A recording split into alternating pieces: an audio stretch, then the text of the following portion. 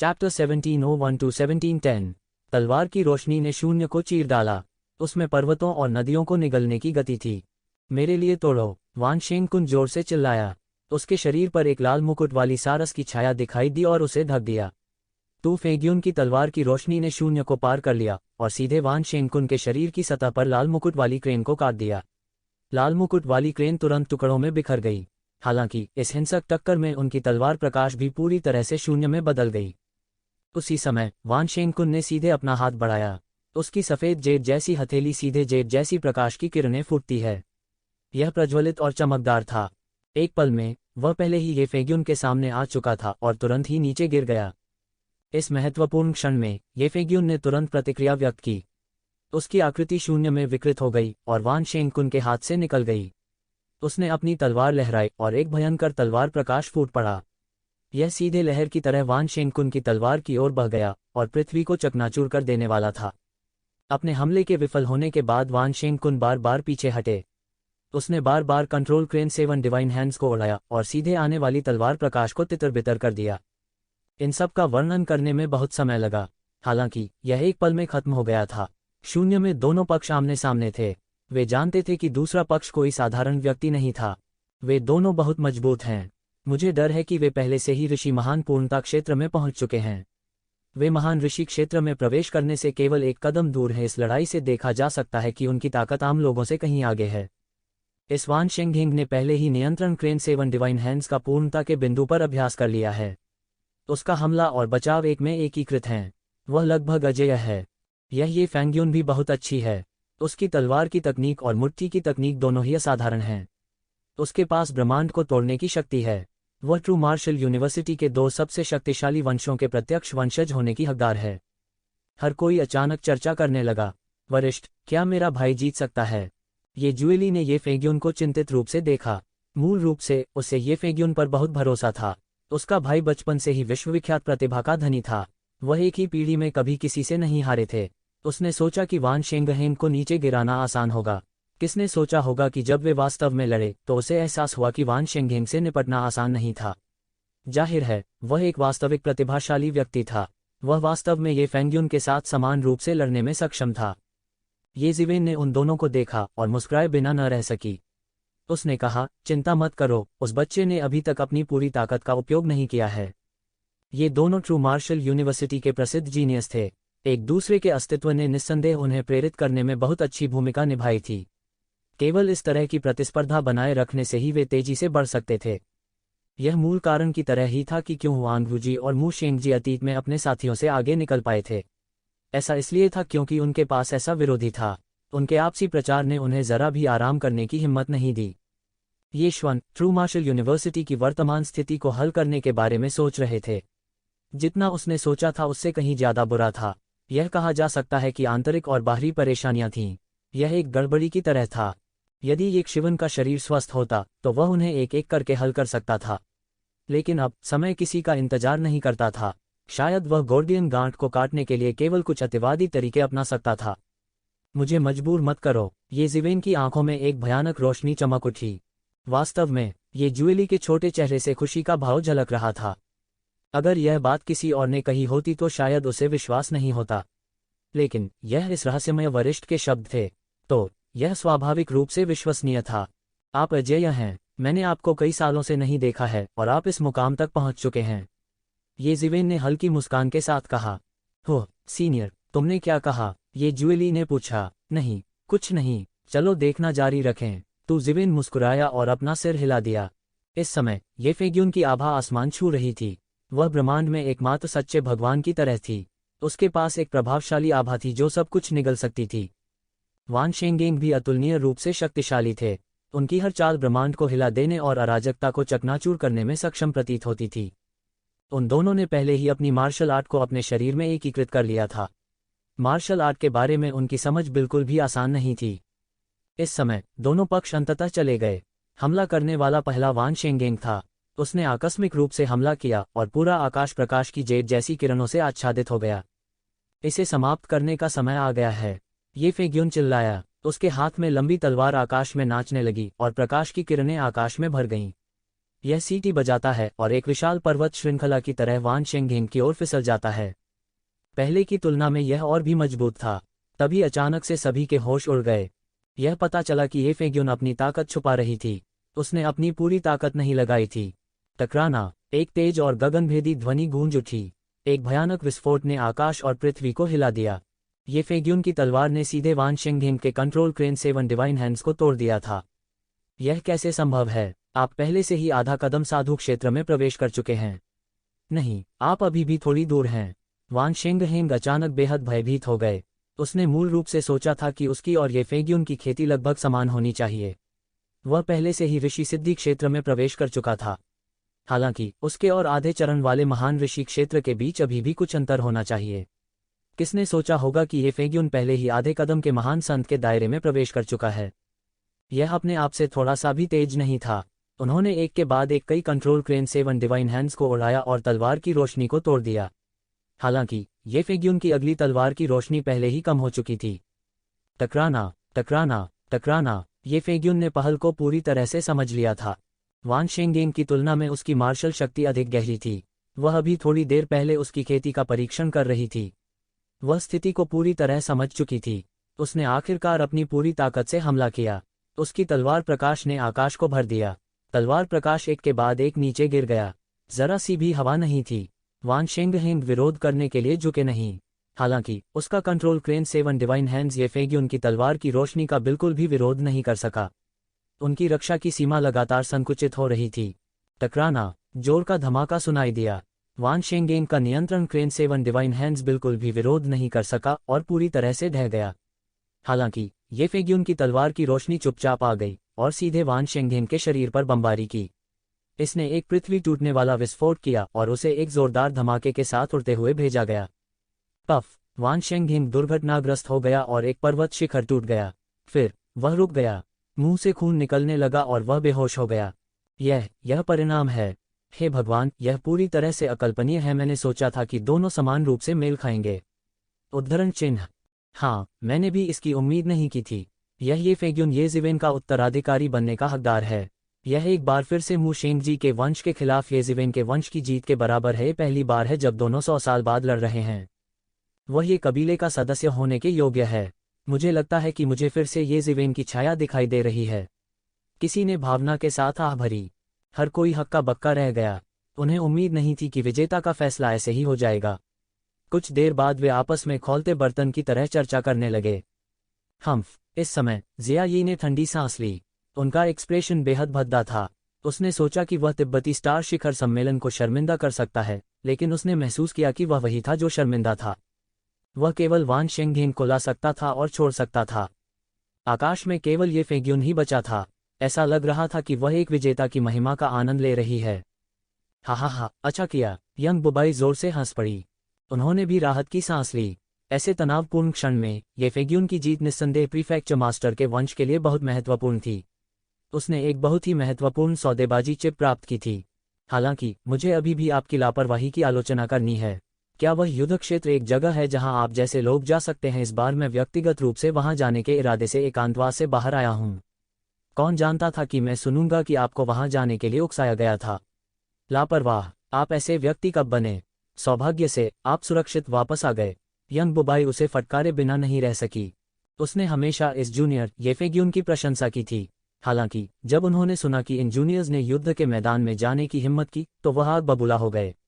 युद्ध के मैदान में जाने और उन्हें वापस लाने का इरादा रखते हुए वह जल्दी से एकांत से बाहर आ गया। कौन जानता था कि वह सुनेगा कि वे लौट आए हैं और वे वान शेंगहेंग से लड़ने जा रहे हैं। इसलिए वह दौड़ा दौड़ा गया। उनका मानना कि कोई भी ये फेग्यून के साथ कुछ भी करने की हिम्मत नहीं करेगा। आखिरकार तिब्बती स्टार शिखर सम्मेलन वैसा नहीं था जैसा 200 या 300 साल पहले था। उनके पास शीर्ष 100 विरासतें थीं, लेकिन उनकी असली ताकत शीर्ष 1000 के स्तर पर भी नहीं थी। अब वे वास्तव में शीर्ष 10 विरासतों में से एक थे। इसके अलावा वे शीर्ष 10 विरासतों के नेता प्रतीत होते थे। कौन अपने शिष्यों के लिए चीजों को कठिन बनाने का साहस करेगा? हालांकि बस मामले में वह अभी भी आया था।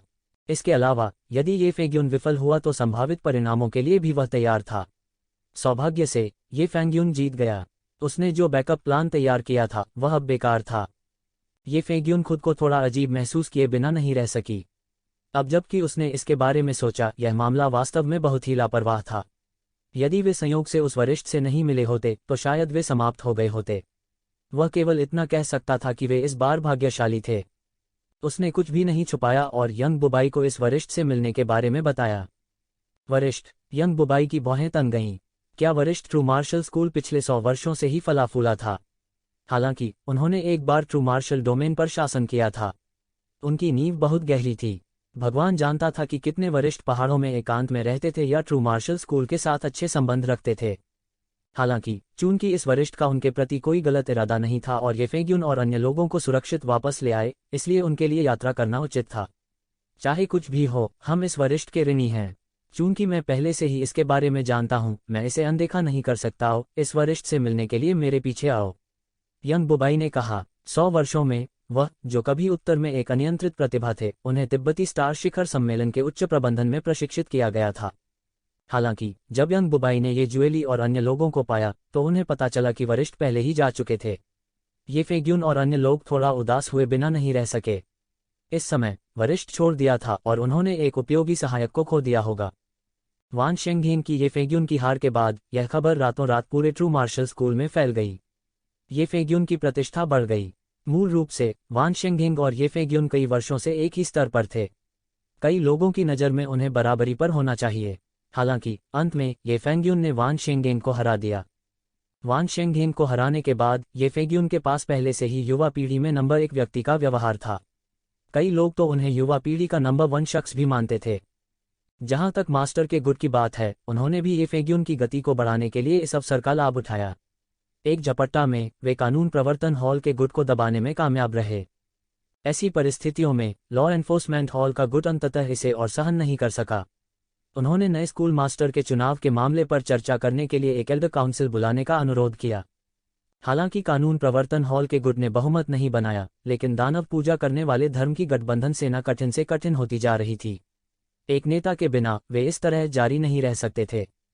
यहां तक कि स्कूल मास्टर और तिब्बती स्टार समिट के गुट को भी यह स्वीकार करना पड़ा। एक नेता के बिना ट्रू मार्शल स्कूल के लिए दानव पूजा धर्म के हमले का सामना करना बेहद नुकसानदेह था। ऐसी परिस्थितियों में यहां तक पैलेस लॉर्ड का गुट भी बड़ों की बैठक बुलाने से नहीं रोक सका जब भीड़ भड़क गई थी।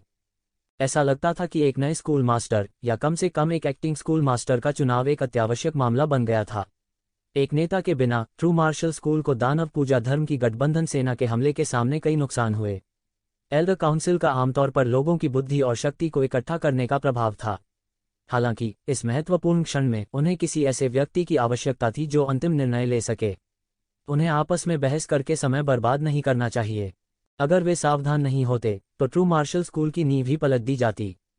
उसी समय जब सबकी निगाहें कानून प्रवर्तन हॉल पर थीं और मू शेंगजी, जो बंद दरवाजे की खेती में थे, ने भी एक विशेष अतिथि का स्वागत किया। यह कौन है? बाहर आओ। मू शेंगजी ने अचानक अपनी आंखें खोलीं। वह अपने दिल में बेहद हैरान था। उनका बंद द्वार प्रशिक्षण स्थल किस प्रकार का महत्वपूर्ण स्थान था। इसे ट्रू मार्शल स्कूल में एक शीर्ष रहस्य के रूप में भी वर्गीकृत किया गया था। यह उल्लेख करने की बात नहीं है कि बाहर भारी पहरा था, बस अंदर पहले से ही भारी पहरा था। हालांकि कोई अभी भी अंदर घुसने में कामयाब रहा। वह चौंक कैसे नहीं सकता था। बहुत दिनों से मुलाकात नहीं हुई। एक स्पष्ट और उज्ज्वल आवाज सुनाई दी। फिर मू शेंगजी के सामने एक हरी परछाई दिखाई दी। ये तुम हो? मू शेंगजी ने अपनी आंखें खोलीं। उसने अपने सामने वाले व्यक्ति को अविश्वास से देखा। वह विश्वास नहीं कर सकता था कि यह व्यक्ति वास्तव में ये जीवेन था। ये सही है, जो अब उसके सामने खड़ा था वो ये जीवेन था। ये जीवेन ये फेग्यून के जीतने के तुरंत बाद निकल गई। वह ट्रू मार्शल यूनिवर्सिटी के असली नेता को खोजना चाहता था। वह इस गड़बड़ी को हल करने की कुंजी खोजना चाहता था।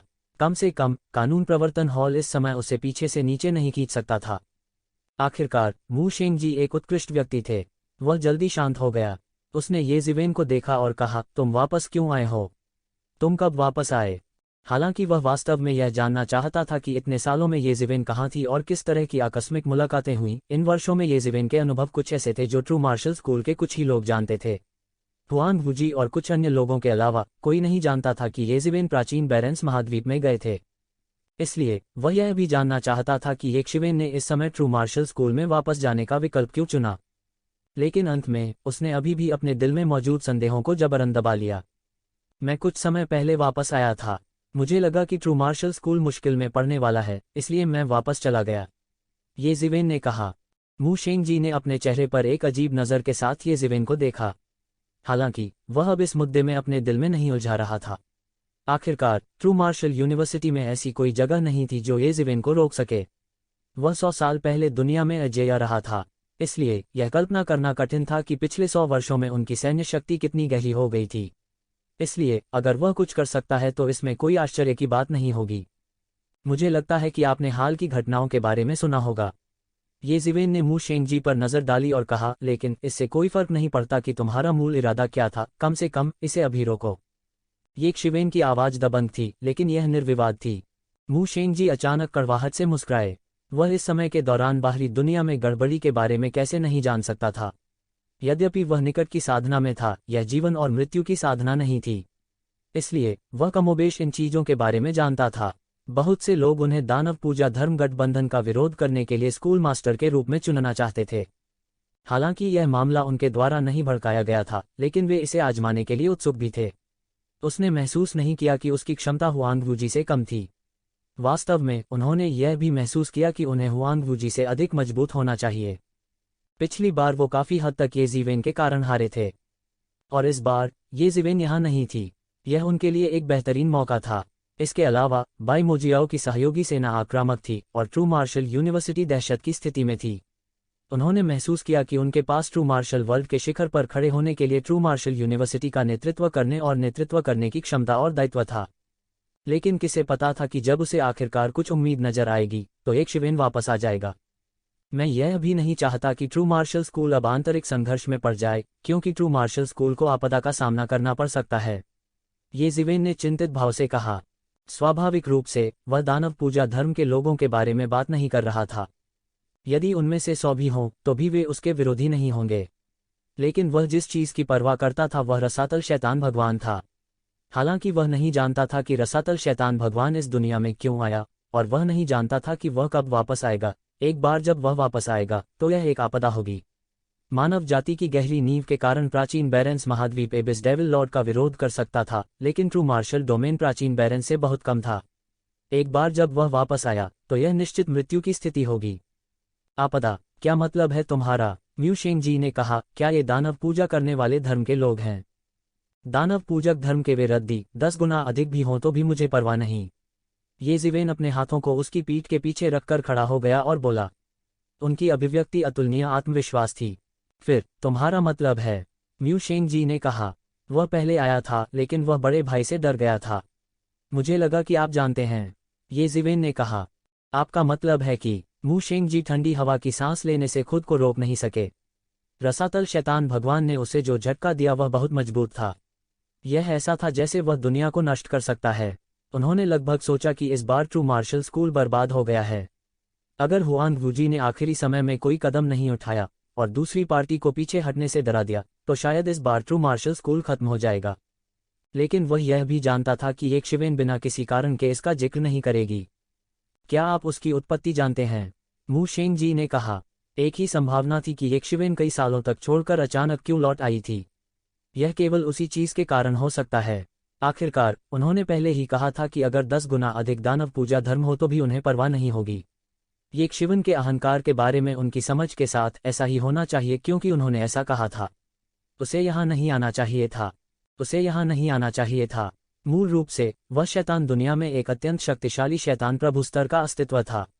वह जेनवूजी जैसी छोटी सी दुनिया को आसानी से नष्ट कर सकता था। यही कारण है कि बड़े भाई उसे डराने में सक्षम थे, और अगर मैं गलत नहीं हूं तो यह होना चाहिए क्योंकि वह गंभीर रूप से घायल हो गया था। यहाँ तक इस बार बाई मोजियाओ का अचानक पुनरुत्थान, मुझे संदेह है कि इसका उसके साथ एक निश्चित संबंध है, ये जिवेन ने कहा। क्या आप भी उसके विरोधी नहीं हैं? मू शेंगजी ने पूछा। उसे पूरा यकीन था कि उसने गलत नहीं सुना था। ये जिवेन ने दुनिया को नष्ट करने के लिए कहा था, ट्रू मार्शल वर्ल्ड को जीतने के लिए नहीं। इसमें कोई संदेह नहीं था कि दुनिया को नष्ट करने की कठिनाई दुनिया को जीतने से कई गुना अधिक कठिन थी। वह सोच भी नहीं सकता था कि एक ऐसा अस्तित्व कितना भयानक होगा जो एक दुनिया को नष्ट कर सकता है। यहाँ तक अतीत में स्टार बीस्ट भी ऐसा नहीं कर सका। अतीत में स्टार बीस्ट अधिकतम ग्रहों को ही खा सकता था। अंत में इसे ट्रू मार्शल स्कूल के ताकतवरों ने दबा दिया। एक ग्रह और एक विश्व एक ही अवधारणा बिल्कुल नहीं थे। मैं भी उनका विरोधी नहीं हूं। दूसरे शब्दों में, अगर वह अपनी चोटों से उबरने के बाद वापस आता है तो ट्रू मार्शल वर्ल्ड का जीवित रहना लगभग असंभव है, ये जिवेन ने भारी अभिव्यक्ति के साथ कहा। इस समय म्यूशेंग जी को आखिरकार मामले की भयावहता का एहसास हुआ। हालांकि वह शैतान भगवान के आतंक को जानता था, उसने पहले बहुत ज्यादा परवाह नहीं की। आखिरकार वह हुआंग वूजी से डर गया था। हालांकि उसने जो कीमत चुकाई वह हुआंग वूजी के गंभीर रूप से घायल होने और कोमा में गिरने की थी। जब तक इसका मुकाबला करने और इसे नियंत्रित करने का एक तरीका था तब तक डरने की कोई बात नहीं थी। हालांकि येशिवेन के शब्दों को सुनकर ऐसा लग रहा था कि मामला 100 गुना 1000 गुना अधिक भयानक था जितना उसने पहले सोचा था। एक शैतान का अस्तित्व जो दुनिया को नष्ट कर सकता था, पूरी दुनिया के लिए एक भयानक खतरा था। वह नहीं जानता था कि येशिवेन का वर्तमान कौशल किस हद तक पहुंच गया था, और वह यह भी नहीं जानता था कि वह शैतान किस हद तक शक्तिशाली था, लेकिन वह बहुत स्पष्ट था कि यह समस्या उससे निपटने की उसकी क्षमता के दायरे से परे थी। क्या वह वास्तव में इतना मजबूत है? मू शेंग जी से पूछा। फिर मैं तुमसे यह कहूंगा, अगर मैं तुम्हें अभी मारना चाहता हूं तो यह आसान होगा। अगर वह मुझे मारना चाहता है तो यह भी आसान होगा, ये जिवेन ने धीरे से कहा। इस समय मू शेंग जी वास्तव में समझ गए थे कि मामला कितना गंभीर था। उसे नहीं पता था कि येशिवेन उसे आसानी से मार सकता है या नहीं। हालांकि वह जानता था कि येशिवेन अब उससे कहीं अधिक अत्याचारी होना चाहिए, अन्यथा ये जिवेन के लिए इतनी आसानी से अपने करीबी साधना स्थल में सेंध लगाना असंभव होगा। यहाँ तक ये जिवेन ने भी कहा था कि उसके पास शैतान भगवान के सामने वापस लड़ने की शक्ति नहीं है। मामला तो पहले ही साफ हो गया था। मैं कानून प्रवर्तन हॉल के लोगों की सफाई पर अपना समय बर्बाद नहीं करना चाहता। वर्तमान ट्रू मार्शल स्कूल के पास इन चीजों को बर्बाद करने का समय नहीं है, ये जिवेन ने सीधे कहा। तो मुझे भी उम्मीद है कि आप ऐसा कुछ नहीं करेंगे जिससे मुझे निराशा हो। इतने सालों के बाद आप अभी भी वही हैं, आप नहीं बदले हैं, आप अभी भी पहले की तरह आत्मविश्वासी हैं, मू शेंग जी ने कहा। लेकिन मैं अभी भी थोड़ा अनिच्छुक हूं। इतने सालों के बाद मुझे पता है कि आपने बहुत प्रगति की है, लेकिन मैं कभी नहीं रुका। यहाँ तक अगर मैं हुआंग वूजी का सामना करता हूं तो मुझे उसके खिलाफ लड़ने का आत्मविश्वास है। अगर मैं अभी तुम्हारे साथ नहीं लड़ सकता तो मैं तैयार नहीं हूं, चाहे कुछ भी हो। मू शेंग जी की आंखों में लड़ने का अटूट इरादा था। वह कई सालों तक येशिवेन से हारता रहा था। उन्होंने अपनी हार को पूरे मन से स्वीकार कर लिया था। हालांकि इसका मतलब यह नहीं था कि वो येशिवेन से पूरी तरह से सहमत था। आखिर यह असंभव था। आखिरकार उन्हें अभी भी जीवन में एक लंबा रास्ता तय करना था। तो उन्हें इतनी आसानी से कैसे यकीन दिलाया जा सकता है? वह पिछले कुछ वर्षों से दिन रात कठिन अभ्यास कर रहा था, और हर बीतते दिन के साथ उनकी मार्शल शक्ति बढ़ती गई। वास्तव में वह पहले ही एक अविश्वसनीय क्षेत्र में प्रवेश कर चुका था, इसलिए उसे विश्वास था कि वह ये जिवेन को फिर से चुनौती दे सकता है। भले ही ये जिवेन ने अभी कहा था कि वह म्यू शेंग जी को आसानी से मार सकता है, लेकिन वह अभी भी अनिच्छुक था। अगर वो वास्तव में येशिवेन के साथ नहीं लड़ सकता था तो वह मरने के बाद भी तैयार नहीं होगा। ये जिवेन ने म्यू शेंग जी पर नजर डाली। ये जिवेन कैसे नहीं जान सकती कि म्यू शेंग जी क्या सोच रहे थे। यह सोचकर ये जिवेन अपने आप को रोक नहीं सकी और बोली, ठीक है, अपना कदम बढ़ाओ। ये जिवेन नहीं जानते थे कि मू शेंग जी पिछले 100 वर्षों में किस तरह की साधना से गुजरे थे, लेकिन इससे कोई फर्क नहीं पड़ता कि उन्होंने कैसे साधना की। सच्चे मार्शल डोमेन या इस दुनिया की सीमाओं को तोड़ना असंभव था। अधिक से अधिक वह केवल सर्वोत्कृष्ट क्षेत्र प्रथम स्तर तक ही पहुंच सका। ये जिवेन की तुलना में जो अब दिव्य क्षेत्र के 9वें स्तर में प्रवेश कर चुका था, अंतर बहुत बड़ा था। फिर मैं सब बाहर जाऊंगा। मू शेंग जी की आंखों में एक गरिमामयी छवि चमक उठी। उसके शरीर पर आभा तुरंत उबल पड़ी। यदि यह सरनी को छिपाने के लिए नहीं होता तो यह सीधे दुनिया को चौंका सकता था। इसके तुरंत बाद उसके शरीर से एक सारस की कर्कश चीख निकली। धीरे धीरे वह एक अतुलनीय विशाल बगुले में बदल गया। कंट्रोल क्रेन 7 डिवाइन हैंड्स, यही वह अद्वितीय कौशल था जिसने उन्हें प्रसिद्ध किया। इतने सालों से वह इस मार्शल तकनीक का अभ्यास कर रहा था और लंबे समय से इसे पूर्णता की पराकाष्ठा तक विकसित किया था। उसकी तुलना में वान शेंगेंग का कंट्रोल क्रेन 7 डिवाइन हैंड्स काफी अच्छा नहीं था। यह बहुत बचकाना था। मू शेंग जी ने तुरंत हमला किया। वह थोड़ा भी पीछे नहीं रहा क्योंकि वह नहीं जानता था। वो जानता था कि उसके और ये क्वेन के बीच एक बड़ा फासला था। हालांकि वह इसे मानने को तैयार नहीं थे। वो जानता था कि उसके और ये क्वेन के बीच एक बड़ा फासला था। हालांकि वह अभी भी जानना चाहता था कि अंतर कितना बड़ा था, भले ही वह जानता हो कि उनके बीच एक बड़ा अंतर था। हुश, एक जेट जैसा हाथ शून्य में घुस गया और एक तेज पंजे में बदल गया। फिर इसने येशिवेन को अविश्वसनीय गति से पकड़ लिया, यहाँ तक कि अंतरिक्ष में भी उसका प्रवेश हो गया था। टकराना, जैसे ही इस बड़े हाथ ने ये शिवेन के शरीर को पकड़ा, एक जोर की आवाज सुनाई दी। हालांकि इसने केवल एक धात्विक ध्वनि जारी की, ये शिवेन के शरीर पर लहरें उठने लगीं। म्यू शेंगजी का कंट्रोल क्रेन 7 डिवाइन हैंड्स भी ये शिवेन के गोल्डन अत्याचारी रूप की रक्षा को नहीं तोड़ सका। तेज आवाज सुनाई दी, ये शिवेन हिले भी नहीं थे। हालांकि म्यू शेंगजी ये शिवेन के बचाव को भी नहीं तोड़ सके। उसकी आंखों में एक अतुलनीय भयानक रूप चमक उठा। वह लंबे समय से जानता था कि उसके और ये शिवेन के बीच एक बड़ी असमानता थी। हालांकि उन्होंने कभी नहीं सोचा था कि असमानता इतनी बड़ी होगी। वास्तव में वो ये शिवेन को हिला भी नहीं सकता था। ऐसा लग रहा था कि ये शिवेन ने कोई हरकत नहीं की। उसने अपना क्यूई कवच भी नहीं छोड़ा। भले ही म्यू शेंगजी को पता था कि ये शिवेन का भौतिक शरीर बहुत समय पहले से ही बेहद अत्याचारी था, फिर भी उसके और ये शिवेन के बीच की लड़ाई को अभी भी शानदार माना जा सकता है। अब ये शिवेन को एक चाल चलने की भी जरूरत नहीं थी और वह सीधे अपने हमले का बचाव कर सकता था। वह अभी भी नहीं जानता था कि दोनों पक्षों के बीच कितना बड़ा अंतर था। हालांकि इसने उसे निर्णय लेने से नहीं रोका। ऐसा लग रहा था कि यह एक अकल्पनीय स्तर पर पहुंच गया है। उसने कोई और चाल नहीं चली, एक झटका ही काफी था। दोनों पक्षों के बीच का फासला एक नज़र में साफ था। म्यू शेंगजी की अभिव्यक्ति अचानक मंद पड़ गई। जब ये शिवेन चले गए तो कई लोगों ने कहा कि उन्होंने शायद सही काम नहीं किया होगा। ट्रू मार्शल स्कूल के संसाधनों के बिना यह अकल्पनीय था कि ये शिवेन कितनी दूर तक विकसित हो सकता था। लेकिन अब ऐसा लग रहा था कि ये शिवेन का जाना सही था। कई वर्षों से, जब से उसने सर्वोत्कृष्ट क्षेत्र प्रथम स्तर में प्रवेश किया, तब से वह कोई प्रगति नहीं कर रहा था। यद्यपि उसकी साधना उत्तरोत्तर गहन होती जा रही थी, वह स्वर्ग और पृथ्वी के नियमों के कारण पारलौकिक क्षेत्र द्वितीय स्तर में प्रवेश नहीं कर पाया था। वह बहुत व्यथित भी था।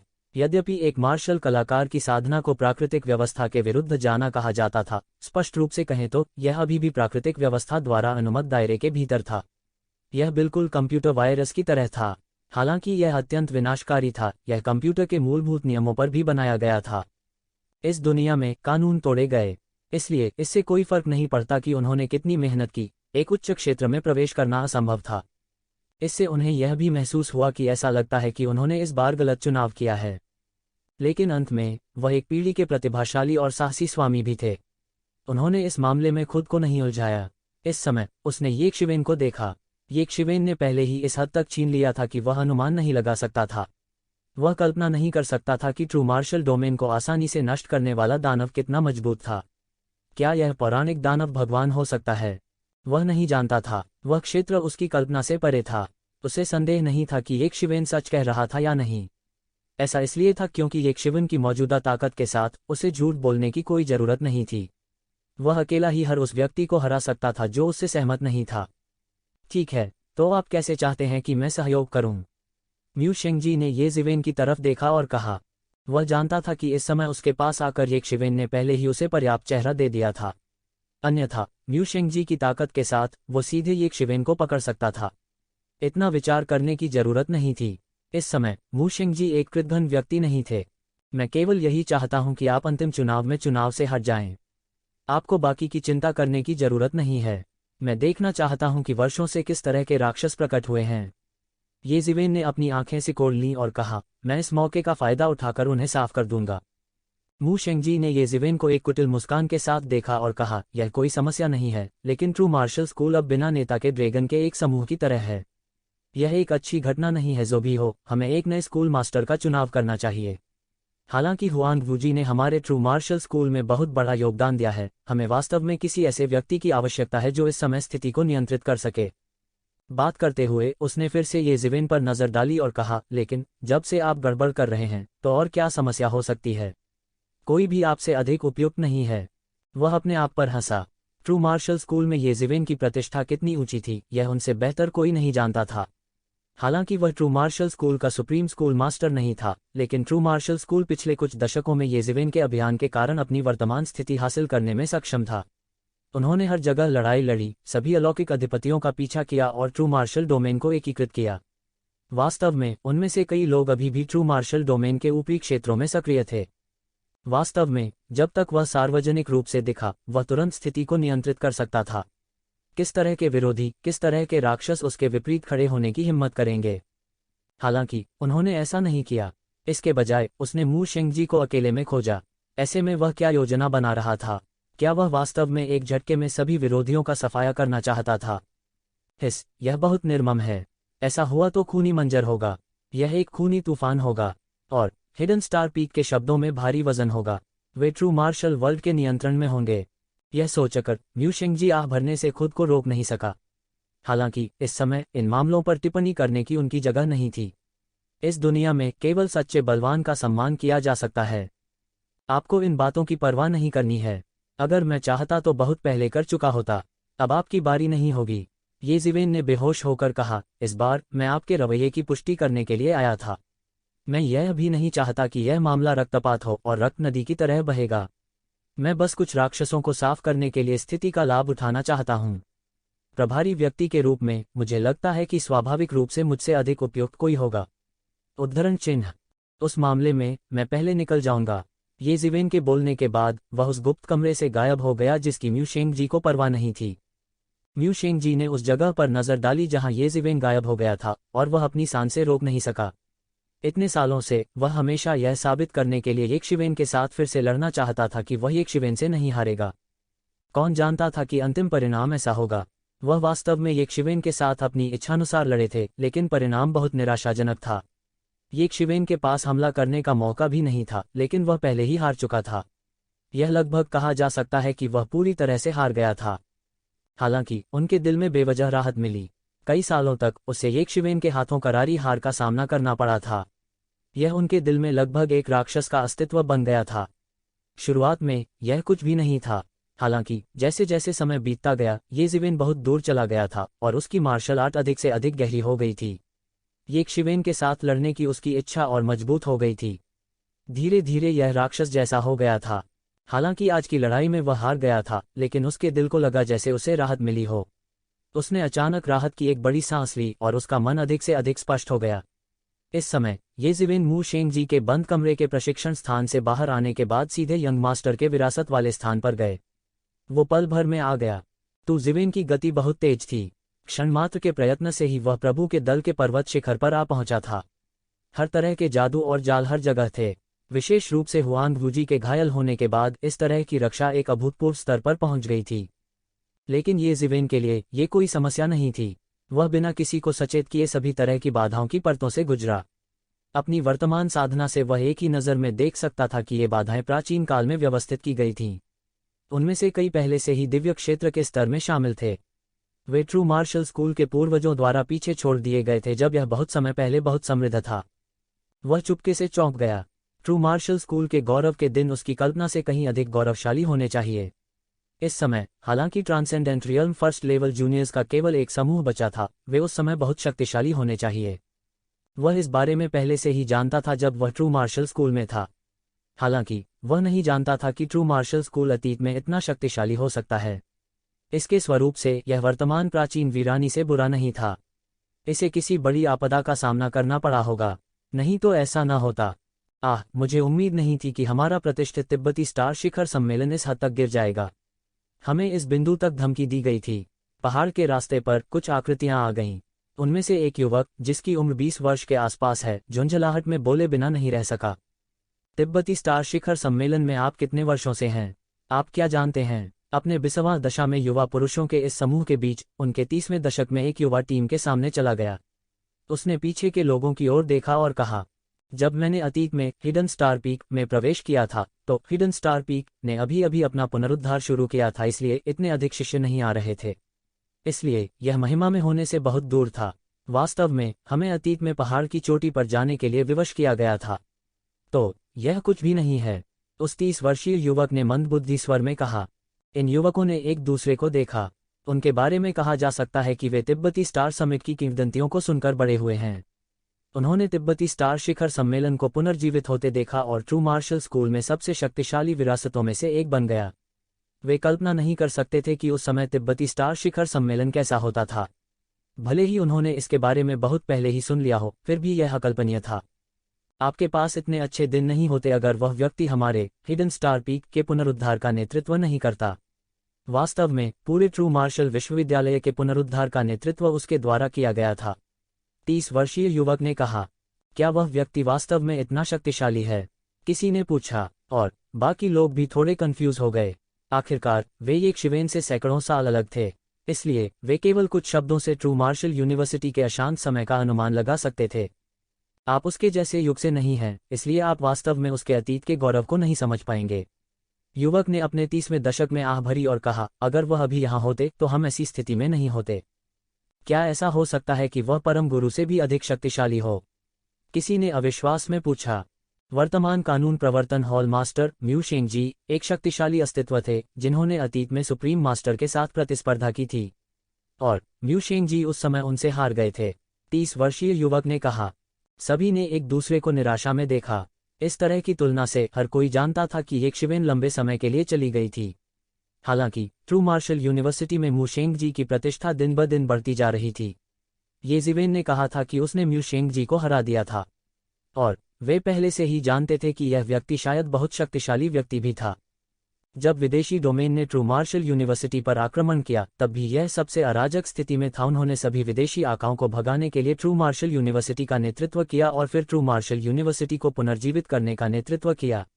उस समय मैंने ट्रू मार्शल यूनिवर्सिटी में प्रवेश किया ही था। मेरे लिए उस समय वह एक दिव्य प्राणी की तरह था।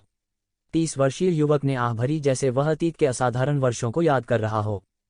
जितना अधिक उसने इसके बारे में सोचा उतना ही उसे उस गौरव की याद आई जो अतीत में ये जिवेन ने ट्रू मार्शल विश्वविद्यालय में लाया था। हालांकि अन्य लोग नहीं जानते थे कि अतीत में ये जिवेन कितना गौरवशाली था, वे थोड़ा समझने में सक्षम हो सकते हैं। वे जो नहीं जानते थे वह यह था कि जिस व्यक्ति के बारे में वे अभी चर्चा कर रहे थे वह भी अभी उनके पास से गुजरा था। ये जिवेन सीधे पहाड़ के मुख्य हॉल में गई। ज्यादा दूर नहीं है, ये फेग्यून का समूह और यंग बुबाई पहाड़ की चोटी पर भाग रहे थे। कोई बात नहीं, यह अफसोस की बात है कि हम उस वरिष्ठ को नहीं देख पाए जिसके बारे में आप बात कर रहे थे। यंग बुबाई ने आह भरी और कहा। शुरू में उसने सोचा कि वह उस सीनियर को देख पाएगा। कौन जानता था कि वह उसे नहीं देख पाएगा। रहने भी दो। जैसे ही उन्होंने बोलना समाप्त किया उन्होंने अचानक अपने सामने एक हरे रंग की आकृति देखी। ये, उसकी आंखें फैल गईं। उसने लगभग सोचा कि उसने गलत व्यक्ति को पहचान लिया है। उसकी छाप में अदम्य व्यक्ति उसके सामने क्यों प्रकट होगा? वरिष्ठ। इस दौरान अन्य लोगों ने भी एक के बाद एक उनका अभिवादन किया। हालांकि वे इस बात से बेहद हैरान थे कि यह वरिष्ठ इस स्थान पर क्यों दिखाई देगा और यहाँ तक कि मुहरों की परतों से होकर भी गुजरेगा। उन्होंने इसे जोर से नहीं कहा। धन्यवाद वरिष्ठ, हमारी जान बचाने के लिए। हम आपको उदारतापूर्वक धन्यवाद देना चाहते थे, लेकिन हमें उम्मीद नहीं थी कि आप गायब हो जाएंगे। हालांकि आपको यहाँ देख पाना बहुत अच्छा है। ये फेंग्यून ने अपने हाथों को थपथपाया और कहा। ये जिवेन ये फेंग्यून और अन्य लोगों के पास से गुजरे और यंग बुबाई से कहा, जूनियर भाई यंग, हमें पिछली बार मिले हुए काफी समय हो गया है। आपकी साधना में जबरदस्त सुधार हुआ है। बधाई हो वरिष्ठ भाई। ये यंग बुबाई ने अंत में ये 3 शब्द कहे। यह बहुत अच्छा है, यह बहुत अच्छा है। इस समय उसने अपना मुंह खोला, लेकिन उसने केवल ये 3 शब्द उगल दिए। इस समय वह नहीं जानता था कि क्या कहना है। वह केवल इन 3 शब्दों के बारे में सोच सकता था। ये जिवेन के साथ ऐसा लगता था कि उसने अपनी रीढ़ की हड्डी ढूंढ ली है। तिब्बती स्टार समिट के उच्चाधिकारी, जो बाहरी लोगों के सामने अहंकारी और अनियंत्रित रहे थे, ने आखिरकार राहत महसूस की। इस समय दूसरों ने आखिरकार प्रतिक्रिया दी। सीनियर ब्रदर, ये पते का यह रूप, विशेष रूप से ये फेंग्यून ने अचानक कुछ सोचा। उसने अपने चेहरे पर भयानक भाव के साथ ये शिवेन को देखा। क्या यह व्यक्ति ये कबीले, ये जिवेन का महान पूर्वज हो सकता है? चिंता मत करो, मैं वापस आ गया हूँ, ये जिवेन ने मुस्कराते हुए कहा। उनके शब्द अवर्णनीय प्रभुत्व और आत्मविश्वास से भरे हुए थे। यह सही है, यह सही है।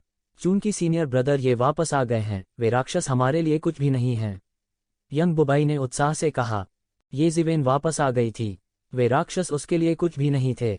इस समय ऐसा लगता है कि वह उस समय में वापस आ गया था जब उसने दुनिया को जीतने के लिए ये शिवेन का पीछा किया था।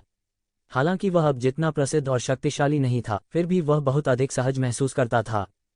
यह सुनकर ये फेग्यून कैसे नहीं समझ सकता था कि हरे रंग के इस सज्जन व्यक्ति को एक कबीले, ये जिवेन का प्रसिद्ध कुलपति होना चाहिए। इस समय उसका चेहरा लाल था और वह बेहद उत्साहित था। वह एक शिवेन के बारे में किंवदंतियां सुनते हुए बड़ा हुआ है। यह भी कहा जा सकता है कि ये जिवेन उसका लक्ष्य था और वह उसके जैसा व्यक्ति बनने के लिए प्रेरित था। अब जब उसने अचानक वास्तविक व्यक्ति को देखा तो वह उत्तेजित कैसे नहीं हो सकता था। यह भी कहा जा सकता है कि वह बेहद उत्साहित थे। बिग सीनियर ब्रदर अब कैसे हैं? ये जिवेन ने पूछा। वह ये फेग्यून से जानता था कि हुआंग वूजी कोमा में है, लेकिन वह विवरण नहीं जानता था। ये फेग्यून संभवतः उसे विवरण नहीं बता सका। इसके अलावा ये फेग्यून के स्तर के किसी व्यक्ति को हुआंग वूजी की स्थिति का विवरण नहीं जानना चाहिए। हालांकि यंग बुबाई अलग थी। उनके पास इतनी ताकत थी। स्थिति आशावादी नहीं है। बड़े भाई का जीवन एक धागे से लटका हुआ है। यंग बुबाई का चेहरा तुरंत गंभीर हो गया। हालांकि जब उसने येशिवेन को देखा तो उसे और अधिक आराम महसूस हुआ। मुझे उसके पास लाओ, येशिवेन ने यंग बुबाई से कहा। ठीक है, यंग बुबाई ने कहा, मेरे पीछे आओ। जैसा कि उसने कहा, यंग बुबाई येशिवेन को पहाड़ की चोटी पर ले आई। उन्होंने उनमें से कुछ को पीछे छोड़ दिया। भाई, क्या यह सीनियर मार्शल अंकल यंग और बाकी लोगों से परिचित है? ये जुएली ने उत्साहित येफेग्यून को देखा और उत्सुकता से पूछा। क्या आप इसे अभी तक नहीं समझ पाए हैं? ये शख्स कोई और नहीं, ये वो व्यक्ति है जिसके बारे में हम ये क्लान में बात कर रहे हैं। वह मार्शल अंकल येशिवेन हैं। येफेग्यून ने उत्साह से कहा। क्या वह सीनियर येशिवेन हैं? तुरंत अन्य लोग चौंक गए। उनके चेहरे अविश्वास से भरे हुए थे। हालांकि वे मूर्ख नहीं थे। जब उन्होंने इसके बारे में सोचा तो ऐसा ही लगा। भले ही यह उनकी पोशाक हो, उनकी अथाह ताकत हो, या अभी अभी यंग बुबाई का रवैया हो, यह महान येशिवेन के समान ही था। हे भगवान, मुझे उम्मीद नहीं थी कि सीनियर येशिवेन हमें बचा लेंगे। कोई आश्चर्य नहीं कि वह हमें बचाने आया था। वह हमारे मार्शल अंकल हैं। यह बहुत अच्छा है। अगर ऐसा है तो देखते हैं कि कौन हमें धमकाने की हिम्मत करता है, ये जुएली ने हंसते हुए कहा। दूसरों ने सोचा कि अगर येशिवेन वापस लौटते हैं तो यह सिटी लॉर्ड्स के गुट के लिए बहुत अच्छी बात होगी। मूल रूप से वे बिना नेता के ड्रैगन का एक समूह थे, इसलिए उनके पास लॉ एन्फोर्समेंट हॉल के दबाव से निपटने का कोई तरीका नहीं था। हालांकि अब चीजें अलग थीं। येशिवेन के अस्तित्व के साथ यह एक शक्तिशाली ड्रैगन होने के बराबर था। कौन उन्हें नीची दृष्टि से देखने का साहस करेगा? हालांकि वे ट्रू मार्शल स्कूल के उच्च अधिकारी नहीं थे, वे अगली पीढ़ी के उत्तराधिकारियों में कुलीन थे। उनका राजनीतिक ज्ञान कम नहीं था। वे कैसे नहीं समझ सकते थे कि येशिवेन की वापसी ट्रू मार्शल स्कूल में अभूतपूर्व बदलाव लाएगी। यह अभूतपूर्व अवसर भी लाएगा। इसी समय येशिवेन और येफेग्यून स्कूल मास्टर के हॉल में पहुंचे। यंग बुबाई के नेतृत्व में सब कुछ सुचारू रूप से चला गया। वे मुख्य हॉल के प्रवेश द्वार तक चले गए। इसी समय उन दोनों को स्कूल मास्टर के निजी गार्डों ने रोक लिया। ये personal guard best of the best थे। उनमें से सबसे कमजोर भी महान संघ क्षेत्र में था। आम लोगों को प्रवेश करने के लिए चुने जाने का अधिकार भी नहीं था। इसी दौरान दोनों को रोक लिया गया। रुकना, पर्सनल गार्ड्स के नेता ने उन दोनों को रोका और डांटा। क्यों? क्या तुम मुझे रोकने जा रहे हो? यंग बुबाई ने भौचक्का होकर कहा। नहीं, तुम प्रवेश कर सकते हो। हालांकि इस व्यक्ति की एक अज्ञात पृष्ठभूमि है। हम उसे अंदर नहीं आने दे सकते। कृपया हमारे काम को समझें। इस समय पर्सनल गार्ड्स के नेता ने अजीब तरह से कहा। उनका काम अत्यंत महत्वपूर्ण था। वे स्कूल मास्टर की रक्षा के लिए पहली पंक्ति में थे। अगर यह सामान्य समय के दौरान होता तो इससे कोई फर्क नहीं पड़ता। आखिरकार Huang Wuji true martial school के सबसे मजबूत विशेषज्ञों में से एक थे। उसे कौन चोट पहुंचा सकता है? हालांकि हुआंग वूजी अब कोमा में थे। सब कुछ उलझा हुआ हो गया था। उनके पास सावधान रहने के अलावा कोई चारा नहीं था। यंग बुबाई को गुस्सा आने वाला था। इतने में अंदर से एक शांत अधेड़ उम्र के आदमी की आवाज आई। तुम लोगों के पास आंखें हैं लेकिन मुझे पहचानने में विफल रहे। क्या यह व्यक्ति कोई अज्ञात पृष्ठभूमि वाला है? जैसे ही आवाज गिरी, कवच में एक आकृति निकली। येशिवेन ने एक नज़र डाली और देखा कि वह घुंघराले दाढ़ी वाला एक बड़ा आदमी था। वह बाहर चला गया और धीमी और दबी हुई आवाज में बोला, क्या तुम्हारे कुत्ते की आंखें अंधी हैं? यह सीनियर येशिवेन है। वह अज्ञात मूल का व्यक्ति नहीं है। आप मुझे जानते हैं? येशिवेन ने दाढ़ी वाले आदमी को देखा और उत्सुकता से पूछा। बिल्कुल, उस समय जब एल्डर येशिवेन के नाम ने दुनिया को हिलाकर रख दिया था, तब मैं बस कुछ नहीं था। हालांकि मैं भाग्यशाली था कि एक बार एल्डर येशिवेन से मिला। हालांकि मैं इसकी पुष्टि करने की हिम्मत नहीं करता क्योंकि यंग बुबाई उसे यहाँ लाई थी। यह सच होना चाहिए। घुंघराले दाढ़ी वाले अधेड़ उम्र के व्यक्ति ने कहा। सीनियर येशिवेन निश्चित रूप से अज्ञात पृष्ठभूमि वाले नहीं हैं। उन्हें अंदर आने दो, दाढ़ी वाले आदमी ने कहा। येशिवेन ने मना नहीं किया। वह बड़े कदमों से अंदर आया और यंग बुबाई के साथ मुख्य हॉल से गायब हो गया। क्या कप्तान? वह सीनियर येशिवेन है। इस समय व्यक्तिगत गार्ड कप्तानों में से एक मदद नहीं कर सका, लेकिन आश्चर्य में चिल्लाया। हालांकि उसका जन्म येशिवेन के जाने से पहले हुआ था, लेकिन उस समय वह कुछ भी नहीं था। उसने केवल येशिवेन का नाम सुना था, लेकिन उसे कभी देखा नहीं था। वह येशिवेन के बारे में ज्यादा नहीं जानता था। चाय घर के उन लोगों की तरह वे भी येशिवेन के बारे में अंतहीन बातें करते थे, लेकिन वे नहीं जानते थे कि येशिवेन उनके पास से गुजर रही थी। यह सही है, वह सीनियर येशिवेन हैं। 100 साल से भी पहले मैंने उन्हें अपनी आंखों से युद्ध के मैदान में दुश्मन के उत्कृष्ट दायरे के विशेषज्ञों को मारते देखा था। वह बस अजेय है। उस समय मैं प्रबुद्ध था क्योंकि मैंने उनकी लड़ाई देखी थी। अंत में मुझे पारलौकिक क्षेत्र में चढ़ने का अवसर मिला। तुम लोग बहुत खुशनसीब हो जो उसे रोक पाए। उसने आपको दोष भी नहीं दिया। निजी गार्ड कप्तान मदद नहीं कर सका, लेकिन चिल्लाया। मूल रूप से मैं चिंतित था कि हम कानून प्रवर्तन हॉल से कैसे निपटने जा रहे थे। अब मुझे लगता है कि अब चिंता करने की कोई आवश्यकता नहीं है। सीनियर येज़िविन के साथ सभी बुरे लोग सिर्फ बकवासती हैं। उनकी तुलना उससे बिल्कुल नहीं की जा सकती। मैंने कभी नहीं सोचा था कि मुझे अपने जीवन काल में सीनियर येज़िविन को देखने का मौका मिलेगा। मैं बहुत भाग्यशाली हूँ। हाँ, मूल रूप से मैंने केवल उनकी किंवदंतियों के बारे में सुना था। मुझे आज उन्हें अपनी आंखों से देखने का अवसर मिलने की कभी उम्मीद नहीं थी। यह बहुत अच्छा है। येज़िवेन और यंग बुबाई अंदर चले गए। प्रवेश करने से पहले उन्होंने एक जोरदार आवाज़ सुनी, साथ में छोटे भाई, क्या तुमने उन कमीनों को प्राप्त किया? मैं बहुत गुस्से में हूँ। दूसरों के उकसाने के बाद वे वास्तव में सोचते हैं कि वे अजेय हैं। उन्होंने ऐसे जाने की हिम्मत भी की। एक युद्ध क्षेत्र। जब येशिवेन ने यह आवाज़ सुनी तो वह अपने दिल में गर्मी महसूस किए बिना नहीं रह सका। यह व्यक्ति बाई जियानसोंग के अलावा और कौन हो सकता है? इसकी तुलना में तिब्बती स्टार समिट में जिस व्यक्ति का येज़िवेन के साथ सबसे अच्छा रिश्ता था वह हुआंग वूजी नहीं था, और न ही यह पिछली पीढ़ी का तिब्बती स्टार सन था। यह बाई जियानसोंग थी। जिस क्षण से उन्होंने प्रवेश किया, बाई जियानसोंग ने व्यक्तिगत रूप से उनके लिए मार्ग प्रशस्त किया। उसके बाद वह कई बार उसके लिए खड़ा भी हुआ। स्वाभाविक रूप से उन दोनों के बीच संबंध बेहद अच्छे थे। वास्तव में यहाँ तक हुआंग वूजी, जो पहले से ही स्कूल मास्टर थे, की तुलना उनसे नहीं की जा सकती थी। इस आवाज के साथ बाई जियानसोंग की आकृति अचानक उन दोनों के सामने आ गई। जिस क्षण वह प्रकट हुआ वह चौंक गया। उसे उम्मीद नहीं थी कि यंग बुबाई के पास कोई और होगा। ऐसा इसलिए था क्योंकि उसने अभी अभी एक व्यक्ति की आभा को स्पष्ट रूप से महसूस किया था। चाहे कुछ भी हो, उसे किसी अन्य व्यक्ति के अस्तित्व की उम्मीद नहीं थी। यदि यह व्यक्ति वास्तव में अस्तित्व में नहीं होता तो केवल एक ही संभावना थी। इस व्यक्ति की ताकत उससे कहीं अधिक थी, इसलिए उसने अपनी ताकत को छुपाया और उसे भी इस पर ध्यान नहीं दिया। हालांकि जैसे ही वह सतर्क हुआ, उसकी आंखें अचानक चौड़ी हो गईं। यहां तक उनकी पुतलियां भी फैल गईं। ऐसा इसलिए था क्योंकि उसने उस व्यक्ति को देखा था जिसे वह संभवतः नहीं देख सकता था। वह व्यक्ति येज़िवेन था।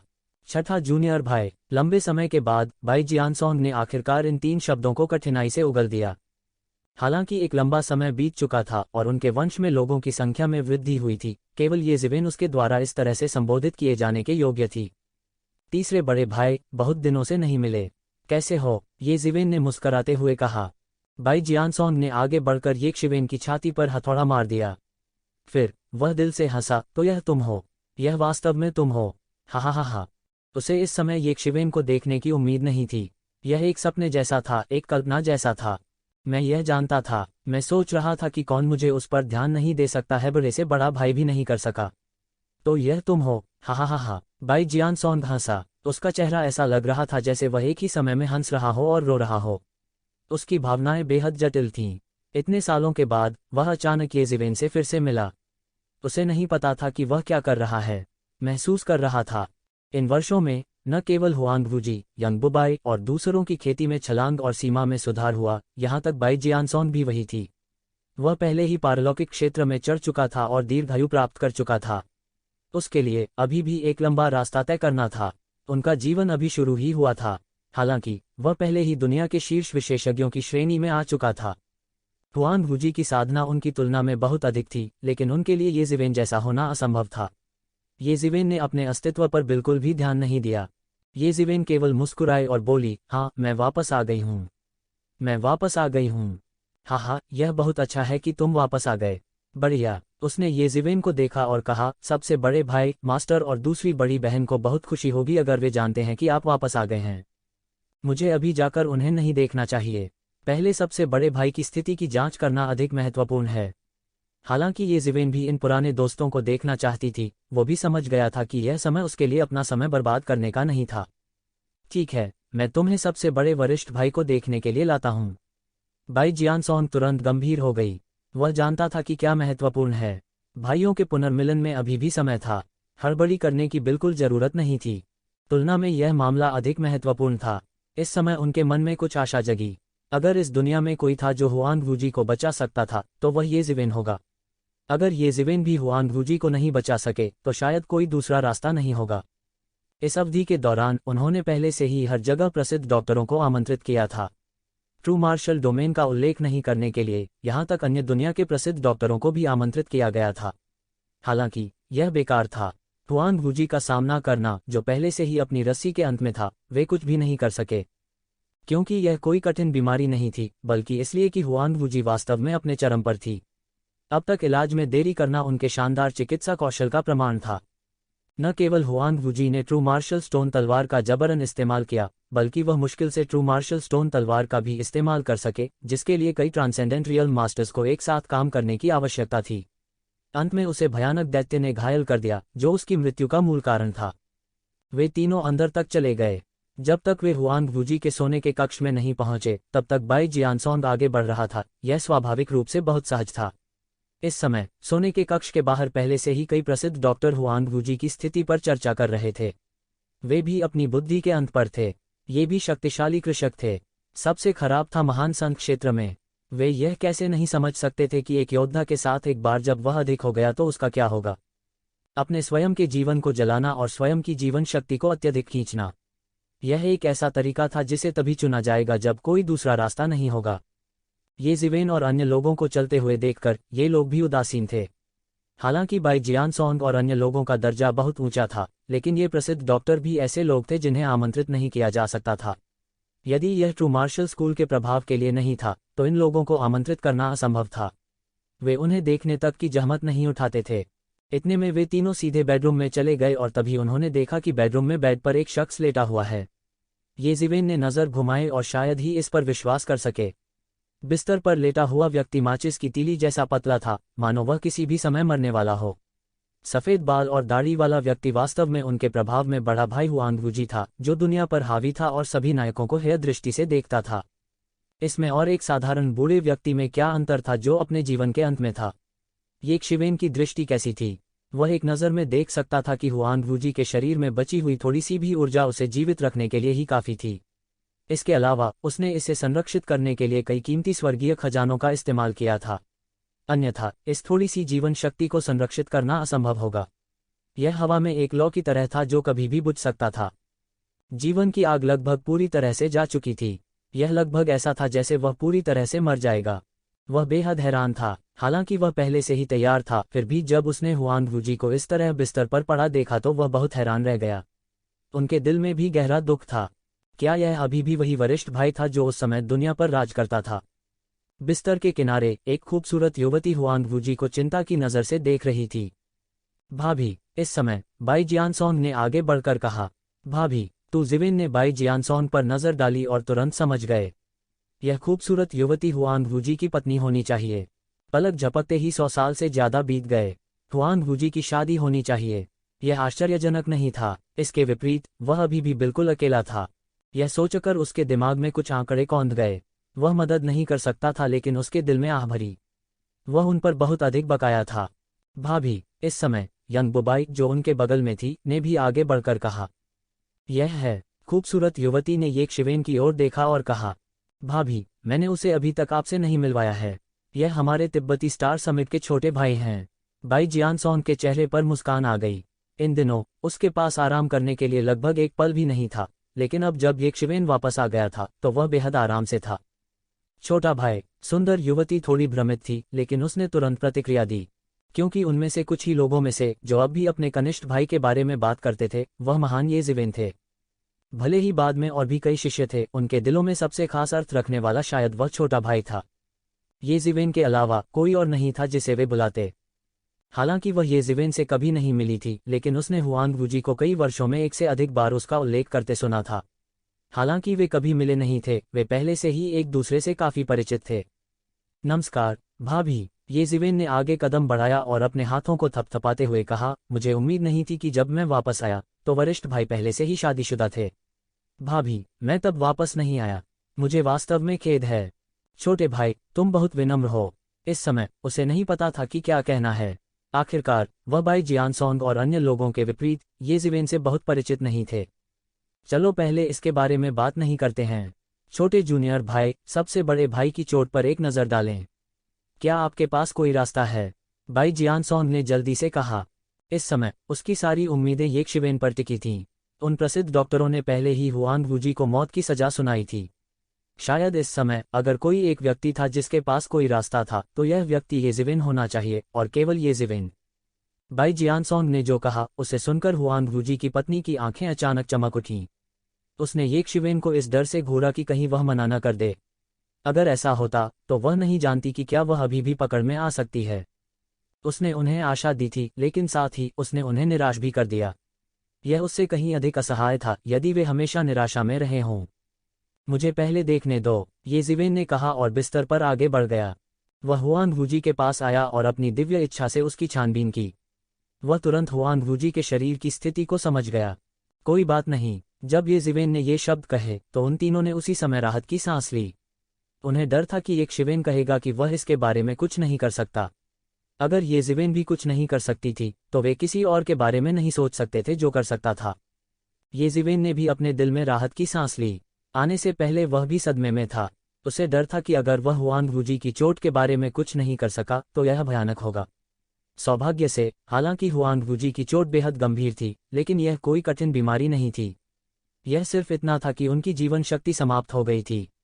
उसके पास बहुत रास्ते थे। आखिरकार हुआन वूजी अपने जीवन के चरम पर थे और वृद्धावस्था के कारण उनकी मृत्यु नहीं हुई थी। अगर हुआन वूजी स्वाभाविक रूप से वृद्धावस्था में मर गए तो ऐसा कुछ भी नहीं था जो वे कर सकते थे। मानव जाति की दीर्घायु पहले से ही बहुत अधिक थी। सामान्य परिस्थितियों में जीवित रहना असंभव था। जैसे ही ये जिवेन ने यह कहा, उसने एक हाथ से शून्य से एक बोतल पकड़ ली। बोतल में अमृत था। जैसे ही अमृत डाला गया वह तुरंत एक मानव आकृति में बदल गया। ये शिवेन के हाथ से मुक्त होने की कोशिश कर रहा था। ये शिवेन ने ठंडी सांस ली। उसने सीधे अमृत को एक हाथ से पकड़ लिया और उसे मौके पर ही पकड़ लिया। मानव आकृति को सीधे कुचल दिया गया था और फिर इसे कुचलकर पाउडर बना दिया गया था। उसने इसे सीधे हुआन वूजी के शरीर में इंजेक्ट किया। जब अन्य तीनों ने यह दृश्य देखा तो वे थोड़े अवाक रह गए। यद्यपि उन्होंने इस प्रकार के अमृत के बारे में सुना था जो सीधे मूल आत्मा उत्पन्न कर सकता था, उनके लिए वास्तव में इस प्रकार के अमृत को देखना दुर्लभ था। यह केवल एक दिव्य अमृत था। उनका दिल अचानक बहुत सुकून महसूस कर रहा था। हुआन वूजी को बचाने के लिए ये जिवेन इतना कीमती अमृत निकालने में सक्षम थी। उन्हें कैसे छुआ नहीं जा सकता था। उन्हें कम ही पता था कि ये जिवेन के लिए ये कुछ भी नहीं था। उनके दानव राजा के खजाने की तिजोरी में इस स्तर के अमृत के पहाड़ थे। चोट का यह स्तर कुछ भी नहीं था। यहाँ तक यंगकुन पेंग द्वारा निगला गया अमृत भी इससे उच्च श्रेणी का था, लेकिन यह अभी भी कचरे की तरह निगला गया था। ये कुछ भी नहीं थे। जब तक वो हुआन वूजी को बचा सकता था, ये जिवेन इन अमृत और विभिन्न संसाधनों के साथ कंजूस नहीं होगा। उसके जीवन की तुलना में ये चीजें कुछ भी नहीं थीं। यह सिर्फ इतना था कि ये चीजें निस्संदेह हुआन वूजी के लिए बहुत अधिक थीं, जो केवल ट्रांसेंडेंट रियलम फर्स्ट लेवल पर थीं। इसलिए ये जिवेन अमृत को केवल पाउडर में कुचल सकती थी और उसे पचाने में मदद करने के लिए हुआन वूजी के शरीर में इंजेक्ट कर सकती थी। यह अमृत भी बहुत प्रभावशाली था। लगभग एक सांस के अंतराल में तीनों ने देखा कि हुआन वूजी के शरीर में अनंत जीवन शक्ति एक पल में बाहर निकल रही थी। उसके शरीर का सारा मांस और खून भी सबकी आंखों के नीचे थोड़ा थोड़ा करके बढ़ता गया। ऐसा लगा जैसे वह एक हवा निकले हुए गुब्बारे को फुला रहा हो। बस एक पल में वह पहले ही अपने चरम रूप में लौट आया था। ऐसा लग रहा था कि वह अपने 30वें दशक में था और उसने क्रोधित हुए बिना एक प्रभावशाली आभा बिखेरी। इस समय हुआन वूजी की पत्नी की आंखों में पहले से ही आंसू थे और वह धीरे से फुसफुसाई। मैं यहाँ क्यों हूँ? हुआन वूजी ने कुछ असमंजस के साथ कहा। कोमा में जाने के बाद से वह अपने सारे होश खो बैठा था। वह कुछ भी नहीं जानता था। छोटे जूनियर भाई, तुम यहाँ क्यों हो? हुआन वूजी ने अचानक अपनी आंखें खोलीं और बिस्तर से उठ गए। वह अचानक जाग गया। क्या ये जिवेन लंबे समय से नहीं जा रही थी? वह यहाँ क्यों है? इस समय उसकी पत्नी पहले ही उस पर झपट चुकी थी। वह इन दिनों काफी चिंतित और डरी हुई थी। इस समय अपने पति को आखिरकार राहत महसूस करते हुए वह अंत में मदद नहीं कर सकी और उस पर झपट पड़ी। हुआन वूजी ने उसकी पीठ थपथपाए और अपराधबोध से कहा, जब उसने ट्रू मार्शल स्टोन तलवार के साथ रसातल दानव भगवान का विरोध किया तो अगर उसे कुछ पछतावा हुआ तो वह उसकी पत्नी होगी। उसे रसातल के दानव भगवान का विरोध करने का कोई अफसोस नहीं था। उसने सबको निराश नहीं किया, लेकिन उसने अपनी पत्नी को निराश किया। उसने इस समय स्थिति को देखा और स्पष्ट रूप से समझ गया कि शायद ये जिवेन ही था जिसने उसे फिर से बचाया। नहीं तो उसे बहुत पहले जाग जाना चाहिए था। छोटा भाई, लगता है तुमने मुझे इस बार फिर से बचा लिया। हुआन वूजी ने कुछ आत्मा मजाक के साथ कहा। मुझे उम्मीद नहीं थी कि मैं, हुआन वूजी, भी एक दिन इस स्थिति में आ जाऊंगी। बिग ब्रदर, आपको इसके बारे में चिंता करने की जरूरत नहीं है। यह वास्तव में मानव शक्ति की पहुंच से परे है, यहाँ तक कि मैं भी उसका विरोधी नहीं हूँ। ये ज़िवेन ने सच कहा। क्या आप भी उसके विरोधी नहीं हैं? हुआंग वूजी ने कुछ आश्चर्य के साथ कहा। वह एक नज़र में ही बता सकता था कि एक शिवेन की ताकत अथाह थी। वह यह भी पता नहीं लगा सका कि एक शिवेन किस स्तर तक पहुंच गया था। 100 साल से भी पहले, ये ज़िवेन के जाने से पहले, हालांकि ये ज़िवेन की ताकत पहले से ही उससे ऊपर थी, उनके बीच की खाई इतने अतिरंजित स्तर तक नहीं पहुंची थी। अगर अथाह ये ज़िवेन भी उनका मुकाबला नहीं कर पाती, तो परिणाम बहुत गंभीर होंगे। उसने उस पल में पहले ही बहुत कुछ सोच लिया था। वह किसी भी शैतान का मुकाबला नहीं कर सकता था, लेकिन अगर ये ज़िवेन कार्रवाई करती तो सब कुछ अलग होता। वह इस बात को लेकर भी स्पष्ट था कि उसने केवल इस शैतान से डराया था। इसका मतलब यह नहीं था कि उसने वास्तव में इस शैतान को हरा दिया था। दूसरे शब्दों में, अभी भी खतरा था। यदि वह इस शैतान के फिर से वापस आने का इंतजार करता, तो संभावना थी कि ट्रू मार्शल डोमेन नष्ट हो जाएगा। मूल रूप से, उसने सोचा था कि ये ज़िवेन की उपस्थिति से सभी समस्याओं का समाधान हो सकता है। हालांकि ऐसा लग रहा था कि एक शिवेन के पास भी इससे निपटने का कोई तरीका नहीं था। यह सही है। एक चींटी को मारने की तुलना में उसके लिए मुझे मारना ज्यादा कठिन नहीं है, ये ज़िवेन ने कड़वी मुस्कान के साथ कहा। वह यह नहीं कहना चाहता था, लेकिन उपस्थित कुछ लोग ट्रू मार्शल स्कूल के उच्च अधिकारी थे, इसलिए उन्हें यह जानना चाहिए। अगली बार जब वह वापस आएगा, तो संभावना है कि ट्रू मार्शल डोमेन नष्ट हो जाएगा, ये ज़िवेन ने गंभीरता से कहा। तो क्या करें? इस समय, यहाँ तक हुआंग वूजी, जो हमेशा एक महान रणनीतिकार रहे थे, थोड़ा नुकसान में थे। कोई भी योजना एक राक्षस और एक चींटी के बीच की खाई के मामले में, यह बेकार था। वह इस समय इस क्षेत्र में घायल लग रहा है, इसलिए मैं जांच करने जाऊंगा और देखूंगा कि क्या कारण खोजने का कोई तरीका है। अगर मैं इसे पा सकता हूं, तो इस संकट को हल करने का एक तरीका हो सकता है। इसके अलावा मेरे पास और कोई रास्ता नहीं है, ये ज़िवेन ने कहा। लेकिन रसातल दानव भगवान गंभीर रूप से घायल हो गए हैं, इसलिए उन्हें थोड़े समय में वापस नहीं आना चाहिए, इसलिए यह तत्काल मामला नहीं है। तत्काल मामला यह है कि स्कूल के अंदर और बाहर उन राक्षसों से कैसे निपटा जाए। ये ज़िवेन की अभिव्यक्ति गंभीर थी, हत्या के इरादे से भरी हुई थी। ट्रू मार्शल स्कूल में सबकी निगाहें इस एल्डर काउंसिल पर टिकी थीं। सभी की राय में यह एक मौलिक बैठक थी जो ट्रू मार्शल स्कूल के बलों की भविष्य की दिशा निर्धारित करेगी। यहाँ तक कुछ पुरातनपंथी जो अभी भी गहरे बंद कमरे में प्रशिक्षण ले रहे थे, उन्हें भी इस बैठक में भाग लेने के लिए जगाया गया। दानव पूजा धर्म के दबाव में ट्रू मार्शल स्कूल के पुराने सीनियर्स भी, जो खुद को गहराई से छिपाए हुए थे, तत्काल स्थिति के दबाव में अपने बंद दरवाजे के प्रशिक्षण से बाहर आ गए थे। ट्रू मार्शल स्कूल के कॉन्फ्रेंस हॉल में ट्रू मार्शल स्कूल के अधिकांश स्वामी भी इस स्थान पर सिंहासन पर बैठे थे। ट्रू मार्शल स्कूल के अधिकांश महान संत स्तर के उस्ताद आ चुके थे। यह मोटे तौर पर देखा जा सकता है कि कानून प्रवर्तन हॉल के अलावा तिब्बती स्टार शिखर सम्मेलन 2 गुटों में सबसे शक्तिशाली था। तिब्बती स्टार शिखर सम्मेलन का उदय बहुत छोटा था। विरासत के मामले में कानून प्रवर्तन हॉल के साथ तुलना करने का कोई तरीका अभी भी नहीं था, विशेष रूप से कानून प्रवर्तन हॉल के वरिष्ठ मास्टर्स के करीबी खेती से उभरने या गहरी नींद से जागने के साथ एक मौलिक अंतर बन गया था। हालांकि तिब्बती स्टार शिखर सम्मेलन में कई स्वामी नहीं थे, लेकिन इसमें युवा और मध्यम आयु वर्ग के अधिकांश अत्याचारी स्वामी शामिल थे, इसलिए वे गति के मामले में एक नुकसानदेह स्थिति में नहीं आए। इनमें कई बुजुर्ग ऐसे भी थे जो उछल कर गिर पड़े। तिब्बती स्टार समिट का उदय निस्संदेह अत्यंत गौरवशाली था, लेकिन इसने कई लोगों के हितों को भी चोट पहुंचाई। इन वर्षों में ये ज़िवेन की संचित प्रतिष्ठा और हुआंग वूजी की प्रतिरोधक क्षमता के कारण उन्होंने कुछ भी करने की हिम्मत नहीं की। हालांकि हुआंग वूजी की गंभीर चोट और कोमा के कारण इसने उन्हें एक मौका दिया। कानून प्रवर्तन हॉल और तिब्बती स्टार शिखर सम्मेलन के बीच सत्ता के लिए लड़ाई को भड़काना सबसे बड़ा लक्ष्य था। ऐसे में उन्हें दोबारा सत्ता हासिल करने का मौका मिल सकता है। हालांकि जो बात उन्हें थोड़ी अजीब लगी वह यह थी कि ये लॉ एन्फोर्समेंट हॉल मास्टर्स, जो आमतौर पर उनके द्वारा उकसाए जाते थे, इस बार सभी चुप थे। उन्होंने कितना भी उकसाया, उन्होंने बाहर खड़े होने से इनकार कर दिया। हालांकि उन्होंने इसे दिल पर नहीं लिया। उन सभी ने सोचा कि कानून प्रवर्तन हॉल में उन लोगों ने उनकी योजनाओं को समझ लिया है। हालांकि यह कुछ भी नहीं था। कानून प्रवर्तन हॉल में लोगों को अब ऊपर और नीचे कूदने की कोई आवश्यकता नहीं थी। वे बस इन लोगों का उपयोग कानून प्रवर्तन हॉल में कर रहे थे। अब जब उनका उद्देश्य प्राप्त हो गया था, तो सभी जनमत उनके दृष्टिकोण का समर्थन करने के लिए स्थानांतरित हो गए थे। ट्रू मार्शल स्कूल को वास्तव में अब एक नए नेता की जरूरत थी। आज मेरा मानना कि हर किसी को पता होना चाहिए कि मैं यहाँ किस लिए हूँ, इसलिए मैं और समय बर्बाद नहीं करूँगा। इस समय एक अधेड़ उम्र का आदमी खड़ा हुआ और बोला। उन्होंने भीड़ की ओर देखा और कहा, भाई मोजियो अब आक्रामक है और हमें कदम दर कदम दबा रही है। हालांकि स्कूल मास्टर अब कोमा में हैं। वह हमारा नेतृत्व करने के लिए फिट नहीं हैं।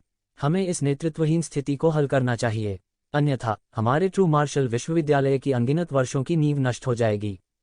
उन्होंने भीड़ को देखा और कहा, तो मेरा सुझाव है कि हम महल के भगवान को बदलने के लिए एक नए नेता का चुनाव करें। मुझे विश्वास है कि हर कोई मुझसे सहमत होगा।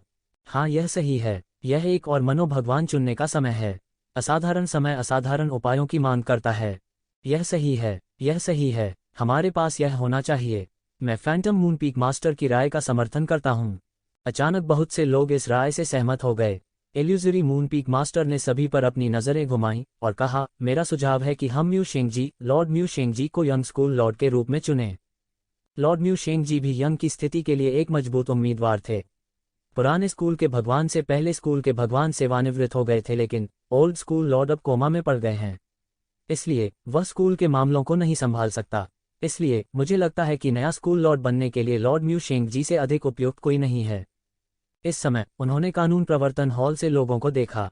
वह उनके साथ पक्षपात करना चाहता था, लेकिन वह जानता था कि लॉ एन्फोर्समेंट हॉल के लोग उसके फैसले का समर्थन नहीं करते थे, जैसा कि उसने उम्मीद की थी। उल्टे सब चुप हो गए। मुझे खेद है, हमारे हॉल मास्टर ने मुझे पहले ही बता दिया है कि वह स्कूल मास्टर के चुनाव से हट जाएंगे। हमारा कानून प्रवर्तन हॉल भी इस मामले में भाग नहीं लेगा।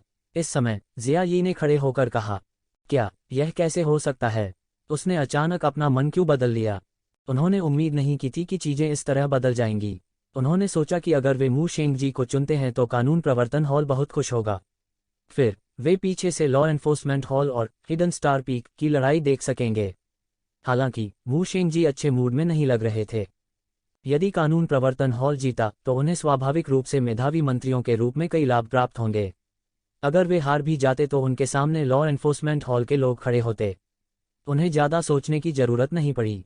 कौन जानता था कि कानून प्रवर्तन हॉल इस समय सामान्य ज्ञान के अनुसार अपने पत्ते नहीं खेलेंगे। उन्होंने पहले से जो चर्चा की थी उसके अनुसार उन्होंने अपने पत्ते नहीं खेले। उन्होंने वास्तव में मना कर दिया। उसने वास्तव में मना कर दिया। हर कोई समझ नहीं पा रहा था कि मू शेंगजी ने पीछे हटने का फैसला क्यों किया। हालांकि मू शेंगजी ने पहले अपनी राय व्यक्त नहीं की थी, लेकिन हर कोई देख सकता था कि उसे सहमत होना चाहिए था। आखिरकार उसने जो खोया था उसे वापस पाने का एक अवसर था। वह कैसे सहमत नहीं हो सकता था? चाहे वह व्यक्तिगत दृष्टिकोण से हो या ट्रू मार्शल विश्वविद्यालय के दृष्टिकोण से, यह सभी के लिए बेहतर था। हालांकि उन्हें उम्मीद नहीं थी कि मू शेंगजी अंत में असहमत होंगे। यह कुछ ऐसा था जिसकी उन्होंने कभी उम्मीद नहीं की थी। चीजें उनकी अपेक्षाओं से पूरी तरह परे थीं। न केवल कानून प्रवर्तन हॉल पूरी तरह से खामोश था, बल्कि म्यू शेंगजी भी स्कूल मास्टर का पद लेने के लिए बिल्कुल भी सहमत नहीं थे। यह उनकी मूल योजना से बिल्कुल अलग था। कोई आश्चर्य नहीं कि इस समय कानून प्रवर्तन हॉल से कोई समाचार नहीं आया। यह मू शेंगजी की ही प्रेरणा होनी चाहिए। हम कितना बेकार इंसान है। कोई आश्चर्य नहीं कि वह हुआन वूजी और ये जिवेन के लिए एक मैच नहीं था। फैंटम मून पीक मास्टर ने ठंडेपन से कहा, चूंकि हॉल मास्टर मू स्कूल मास्टर का पद लेने के लिए तैयार नहीं है। उन्होंने इस समय तिब्बती स्टार शिखर सम्मेलन के लोगों पर नजर डाली और पाया कि उनकी कोई प्रतिक्रिया नहीं है। वे चिल्ला रहे थे कि अगर उन्हें कोई दूसरा स्कूल मास्टर चुनना है तो वह बाई जियानसोंग होना चाहिए। कहने की जरूरत नहीं है कि बाई जियानसोंग विकसित होने और बढ़ने के लिए कई वर्षों से तिब्बती स्टार शिखर सम्मेलन का नेतृत्व कर रही थी। बेशक अतीत में ये जिवेन द्वारा छोड़ी गई नींव थी, लेकिन इससे भी महत्वपूर्ण बात यह है कि वर्षों से बाई जियानसोंग के प्रयास भी बहुत अधिक थे। इसलिए पूरे ट्रू मार्शल स्कूल में उनकी प्रतिष्ठा भी बहुत अधिक थी। वह वास्तव में इस पद के लिए दौड़ने के योग्य थे। वह एकमात्र ऐसे व्यक्ति भी थे जो सभी की नज़रों में मू शेंगजी का मुकाबला कर सकते थे। कौन जानता था, इस समय न केवल लॉ एन्फोर्समेंट हॉल के लोगों ने कोलाहल नहीं किया, यहाँ तक तिब्बती स्टार समिट के लोगों ने भी बिल्कुल भी कोलाहल नहीं किया। उसने सहज रूप से महसूस किया कि कुछ गलत था। क्या ऐसा हो सकता है कि कानून प्रवर्तन हॉल और तिब्बती स्टार शिखर सम्मेलन ने निजी तौर पर सुलह कर ली हो? हालांकि इस विचार को उसके द्वारा तुरंत दूर फेंक दिया गया था। अगर ऐसा होता भी तो क्या? उन्होंने बस उपहास किया और जारी रखा, अगर यह मामला है तो ट्रू मार्शल यूनिवर्सिटी एक नेता के बिना ड्रैगन के समूह की तरह है। मैं खुद को स्कूल मास्टर बनने की सिफारिश करूंगा। मुझे नहीं पता कि हर कोई इसके बारे में क्या सोचता है। मैं सहमत हूं। कोई बात नहीं, इस बार एक नए स्कूल मास्टर का चुनाव होना चाहिए। हाँ, उस मामले में मैं भी फैंटम मून पीक मास्टर का समर्थन करता हूँ। ट्रू मार्शल यूनिवर्सिटी में फैंटम मून पीक में ही बहुत शक्ति थी। उनके स्वाभाविक रूप से बड़ी संख्या में अनुयायी थे। स्कूल मास्टर बनो, सिर्फ तुम्हारे साथ। इस समय बाई जियानसोंग अचानक अपनी सीट से कूद गई। क्यों, बाई जियानफेंग, क्या मैं ऐसा नहीं कर सकता? फैंटम मून पीक मास्टर ने बाई जियानसोंग पर नजर डाली और कहा, या स्कूल मास्टर का पद आपके लोगों द्वारा पहले ही आरक्षित कर दिया गया है। यदि आप यह नहीं चाहते हैं तो क्या मैं इसके लिए नहीं लड़ सकता? मुझे लगता है कि आप वर्तमान स्थिति के बारे में भी बहुत स्पष्ट है। यह शांति का युग नहीं है। यदि आप स्कूल मास्टर बनना चाहते हैं तो आपको बहुत सी जिम्मेदारी उठानी होगी। अब मैं पूरी ट्रू मार्शल यूनिवर्सिटी के लिए जिम्मेदार हूँ। मुझे यह न बताएं कि हिडन स्टार पीक के लोग इस नेतृत्वविहीन स्थिति में बने रहना चाहते हैं। क्या आप जानते हैं कि इससे हमारे ट्रू मार्शल यूनिवर्सिटी को कितना नुकसान होगा? क्या इरादा है? उद्धरण चिन्ह। इल्यूजरी मून पीक मास्टर ने लगातार बात की जैसे कि वह एक बच्चे का बैल बनने को तैयार हो। उन्होंने बाई जियानसोंग को दोषी ठहराया। अपने शब्दों के बीच उन्होंने पहले ही तिब्बती स्टार पीक को ट्रू मार्शल स्कूल की परवाह न करने के अंतहीन रसातल में धकेल दिया था। बाई जियानसोंग ने बस उसकी ओर ठंडी नजर डाली और कहा, आप योग्य हैं या नहीं, आप कोशिश करने के बाद जान जाएंगे। यदि आप हमारे ट्रू मार्शल यूनिवर्सिटी के स्कूल मास्टर बनना चाहते हैं तो मुझे डर है कि आपकी ताकत अभी भी पर्याप्त नहीं है। जैसा कि उन्होंने कहा, बाई जियानसोंग तुरंत चले गए। एक तलवार ने आकाश को झकझोर दिया और तलवार नीचे गिर गई। कई लोग इसे समय रहते नहीं रोक सके। वे आह भर नहीं सकते थे। यह फैंटम मून पीक मास्टर वास्तव में खुद को जरूरत से ज्यादा आंक रहा था। उन्होंने उन्हें कितना भी प्रोत्साहित किया, उन्हें व्यक्तिगत रूप से मंच पर नहीं आना चाहिए था। हर स्कूल मास्टर उस समय सबसे मजबूत में से एक था। फैंटम मून पीक मास्टर को अचानक पदोन्नत किया गया।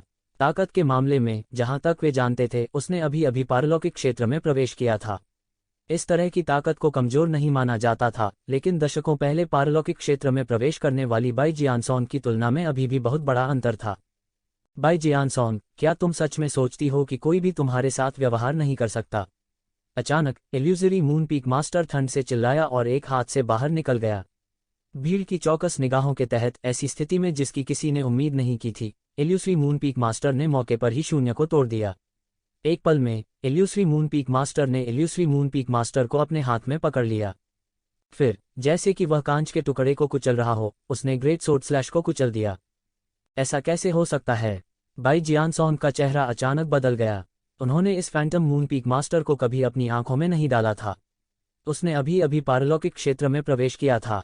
उसकी तुलना कैसे की जा सकती है? हालांकि इस चाल से फैंटम मून पीक मास्टर आसानी से अपने हमले को कुचल सकता था। हम्फ, इसमें क्या असंभव है? तुम बहुत संकीर्ण सोच वाली हो।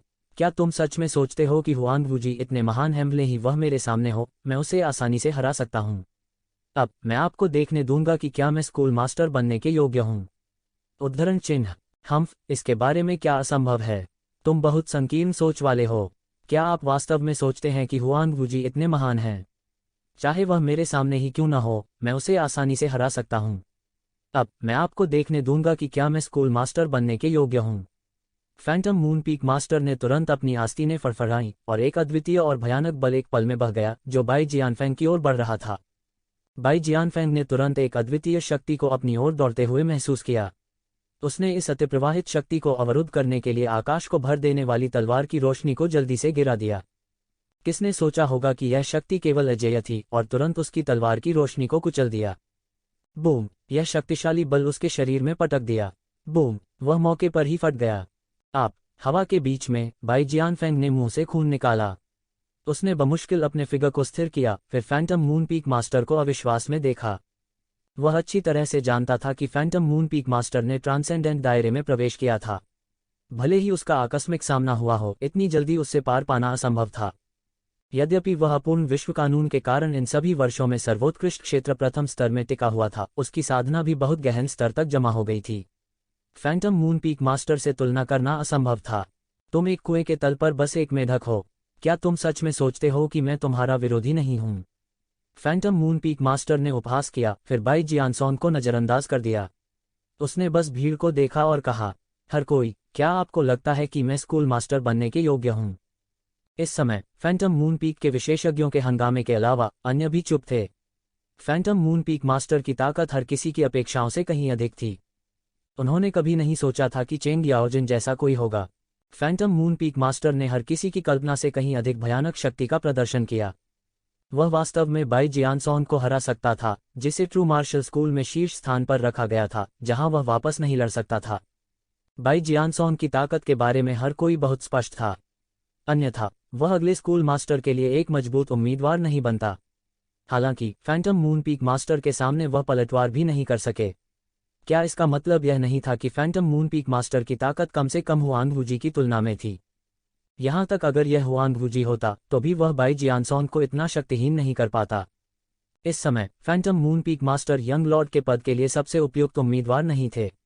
हालांकि वू शेंगजी और बाई जियानसोंग बाहर नहीं आए, इसलिए उनके पास फैंटम मून पीक मास्टर को चुनने के अलावा कोई विकल्प नहीं था। अगर कोई आपत्ति नहीं करता है तो मतदान शुरू करें। अब जब बाई मोजियाओ गठबंधन सेना करीब और करीब आ रही है तो हमारे पास बर्बाद करने के लिए ज्यादा समय नहीं है। फैंटम मून पीक मास्टर ने तुरंत एक चिंतित नजर डाली। मैं सहमत हूँ, मैं सहमत हूँ, मान गया, मैं सहमत हूँ। इस समय जैसे जैसे अधिक से अधिक बड़ों ने सहमति के लिए अपने हाथ उठाए, फैंटम मून पीक मास्टर के चेहरे पर भी अधिक से अधिक शानदार मुस्कान दिखाई दी, जैसे कि उन्होंने आखिरकार एक लक्ष्य हासिल कर लिया हो। धीरे धीरे अधिक से अधिक लोग स्कूल मास्टर बनने के लिए फैंटम मून पीक मास्टर के साथ सहमत हुए। यह दिखाने के लिए काफी था कि ट्रू मार्शल स्कूल के लोगों के दिलों में एक नया स्कूल मास्टर चुनने की तत्काल आवश्यकता थी। मैं असहमत हूँ। अचानक हॉल के बाहर से एक साफ और चमकीली आवाज सुनाई दी। फैंटम मून पीक मास्टर का चेहरा अचानक जम गया। उन्होंने चारों ओर देखा और देखा कि कानून प्रवर्तन हॉल और तिब्बती स्टार शिखर सम्मेलन के लोग अचानक चुप हो गए थे। उन्होंने कुछ नहीं कहा, न ही उन्होंने विरोध किया। यहाँ तक बाई जियानसोंग भी इस मामले में नहीं उलझी। हालांकि यह थोड़ा अजीब था, लेकिन उसने इसे दिल पर नहीं लिया। उन्हें हमेशा लगता था कि उनके पास कहने के लिए कुछ नहीं है। इसके अलावा उन्हें अपनी ताकत पर बहुत भरोसा था। कैसी भी स्थिति हो, वह उसे आसानी से दबा सकता था। हालांकि चीजें उसकी अपेक्षाओं से परे थीं, लेकिन निरंकुश अत्याचारी शक्ति के सामने ये बातें निरर्थक थीं। सभी ने हॉल के बाहर भी देखा। उन्हें नहीं पता था कि इस समय किसने आपत्ति की थी। क्या यह म्यूशेंग जी हो सकता है? कुछ लोग ऐसे भी थे जिन्हें लगा कि यह आवाज जानी पहचानी लग रही है, लेकिन एक पल के लिए उन्हें याद नहीं आया कि यह कौन है। अंत में सभी ने उस व्यक्ति की उपस्थिति को स्पष्ट रूप से देखा और अचानक वे बेहद चौंक गए। ये ज़िवेन! एक बार में सभी दंग रह गए। पूरा हॉल इतना शांत था कि एक पिन ड्रॉप भी सुना जा सकता था। सभी ने अपनी सांस रोक ली, बेहद चौंक गए। कुछ ने यह पुष्टि करने के लिए अपनी आंखें भी मलीं कि वे वास्तव में गलत नहीं देख रहे थे। यह व्यक्ति वास्तव में ये ज़िवेन है। हर कोई जानता था कि ये ज़िवेन सैकड़ों सालों से गायब थी। वह कहाँ गया? ट्रू मार्शल स्कूल में भी एक शीर्ष रहस्य था। केवल कुछ ही लोग, जैसे कि हुआंग वूजी, जानते थे, इसलिए उनके बारे में तमाम तरह की अटकलें थीं कि वे ध्यान में मर रहे थे, आरोही हो रहे थे और इसी तरह। लेकिन कमोबेश वे जानते थे कि येकशिवन को बहुत दूर जाना चाहिए था और यह कहना मुश्किल था कि उसे अपने जीवनकाल में वापस लौटने का मौका मिलेगा या नहीं। इतने सारे लोगों ने तिब्बती स्टार समिट के अपने डर को धीरे धीरे कम कर दिया था। आखिरकार ये ज़िवेन सैकड़ों वर्षों के लिए गायब हो गया था और उसका वापस लौटने का कोई इरादा नहीं था। इस समय वे वास्तव में येकशिवन को यहाँ देख सकते थे। यह केवल एक बड़ा चमत्कार था, मानो उन्हें एक पल के लिए भूत दिख गया हो। एक धमाके के साथ हर कोई अचानक हड़कंप मच गया। क्या मैंने गलत देखा? यह वास्तव में ये ज़िवेन है। यह कैसे संभव है? वह कैसे वापस आ सकता है? अब मैं अंत में समझ गया कि कानून प्रवर्तन हॉल और तिब्बती स्टार शिखर सम्मेलन के लोग अचानक से चुप क्यों थे। इन्हें खबर पहले से मिल गई होगी, इसलिए उन्होंने कुछ नहीं कहा। साथ ही येकशिवन के साथ जो गुस्ताखी करने के योग्य है। सभी को अचानक समझ में आ गया कि कानून प्रवर्तन हॉल और तिब्बती स्टार समिट के लोग इस समय चुप क्यों हैं। यह ऐसा निकला, लेकिन वास्तव में इस समय लॉ एन्फोर्समेंट हॉल और तिब्बती स्टार समिट के लोग भी बेहद हैरान थे। हालांकि उन्हें म्यूशेंग जी और बाई जियानसोंग से बैठने और सब कुछ देखने और हस्तक्षेप न करने के निर्देश मिले थे, लेकिन उन्होंने कभी उम्मीद नहीं की थी कि इसका कारण वास्तव में ये ज़िवेन की वापसी थी। खासकर तिब्बती स्टार समिट के लोग इस समय तो और भी हैरान थे। अगर उन्हें पता होता कि येकशिवन वापस आ गया है तो उन्हें इतना चिंतित होने की जरूरत नहीं होती। हालांकि उन्हें भी बहुत राहत मिली थी। चूंकि ये ज़िवेन वापस आ गया था, तिब्बती स्टार शिखर सम्मेलन के लोगों को कौन छू सकता था? ये ज़िवेन, यह तुम हो? फैंटम मून पीक मास्टर ने येकशिवन को ठंडेपन से देखा। वह बहुत खुश नहीं था। अतीत में जब ये ज़िवेन ने दुनिया को तहस नहस कर दिया था, वह केवल एक महान संत थे। हालांकि महान संतों को ट्रू मार्शल स्कूल में मध्य और उच्च श्रेणी के लोगों के रूप में माना जा सकता था, लेकिन वे ये ज़िवेन जैसे लोगों के साथ कोई बातचीत करने के योग्य नहीं थे। वे येकशिवन की ओर देखने के योग्य भी नहीं थे। ये ज़िवेन की प्रतिष्ठा बहुत गहरी थी। इस समय उसका दिल थोड़ा कांप उठा और वह थोड़ा घबराया हुआ था। हालांकि उन्होंने तुरंत इसे अपने दिमाग के पीछे फेंक दिया। वह अब छोटे महान संत नहीं थे। उसके कौशल अब पहले जैसे नहीं रहे। अगर वो ये ज़िवेन भी होता तो वो उसका क्या कर सकता था? हाँ, यह मैं हूँ। मुझे उम्मीद नहीं थी कि जो व्यक्ति पर्दे के पीछे से परेशानी खड़ी करता है वह वास्तव में आप ही थे। ये ज़िवेन ने वर्तमान इल्यूश्री मून पीक मास्टर पर नज़र डाली। उसे लग रहा था कि उसने उसे अतीत में कहीं देखा है। हालांकि उस समय ये ज़िवेन ट्रू मार्शल स्कूल में पहले से ही एक प्रभावशाली व्यक्ति थे। जब वह ऋषि के दायरे में था तो उसने पहले ही एक महान ऋषि को मार डाला था। प्रतिष्ठा के मामले में वह सामान्य महान संतों की तुलना में कहीं अधिक मजबूत थे। वह उन पारलौकिक क्षेत्र के स्वामी से भी बुरा नहीं था, इसलिए उन्होंने इसकी बिल्कुल भी परवाह नहीं की। हालांकि उन्होंने यह उम्मीद नहीं की थी कि उस समय का छोटा आंकड़ा अब पर्दे के पीछे की प्रेरणा शक्ति बन गया है। तुम वापस आ गए, हमें बिल्कुल पता क्यों नहीं चला? फैंटम मून पीक मास्टर ने ये ज़िवेन पर नज़र डाली और ठंडेपन से पूछा। अगर मैं आपको बहुत पहले बता दूं तो मुझे कैसे पता चलेगा कि इस समय कौन परेशानी पैदा कर रहा है? ये ज़िवेन थोड़ा मुस्कुराए और अंदर चली गई। वह कार्यक्रम स्थल के केंद्र में आया और भीड़ पर नज़र डाली। उनमें से ज़्यादातर पुराने चेहरे थे जिन्हें ये ज़िवेन ने तब देखा था। हालांकि इन वर्षों में कई नए चेहरे सामने आए जो ट्रू मार्शल स्कूल के तेजी से विकास को दिखाने के लिए काफ़ी थे। मुसीबत बढ़ा रहे हो? फैंटम मून पीक मास्टर की अभिव्यक्ति बदल गई। फिर उन्होंने कहा, मैं भी यह ट्रू मार्शल स्कूल की भलाई के लिए कर रहा हूँ। अब ट्रू मार्शल स्कूल बिना नेता के ड्रैगन के समूह की तरह है। बाइमोजियाओ के दबाव का सामना करते हुए हमारे पास कोई नेता भी नहीं है। मैंने ऐसा नहीं किया, शुरू से अलग नहीं रहा। मूल रूप से मुझे यह भी लगा कि मू शेंगजी सबसे उपयुक्त उम्मीदवार थे। आपको यह भी स्वीकार करना होगा कि यदि स्कूल मास्टर यहाँ नहीं है तो मू शेंगजी वास्तव में सबसे उपयुक्त उम्मीदवार हैं, है ना? मैं यह पूरी तरह से जनहित के लिए कर रहा हूँ, बिना किसी स्वार्थ के। उद्धरण चिन्ह, बिना जरा सा भी स्वार्थ। ये ज़िवेन के मुंह पर एक तिरस्कारपूर्ण मुस्कान आ गई। उन्होंने फैंटम मून पीक मास्टर पर नज़र डाली जैसे कि उन्होंने कुछ मज़ेदार सोचा हो। तुम किस पर हंस रहे हो? क्या ऐसा नहीं है? फैंटम मून पीक मास्टर उसे फटकारे बिना नहीं रह सका।